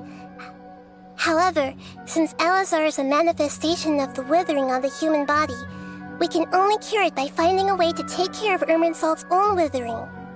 But for the moment, our top focus should still be figuring out what the sages are up to and what they're planning. Right. Who knows what'll happen if they manage to pull off another scheme like the Samsara of the Sub-Zero's festival? So our first priority should be investigating and putting a stop to the sages' activities. As for how we should pull that off, let's discuss it somewhere else. There are too many adventurers around here. Oh, good point. Sorry, adventurers. We're gonna be borrowing Catherine for a little while.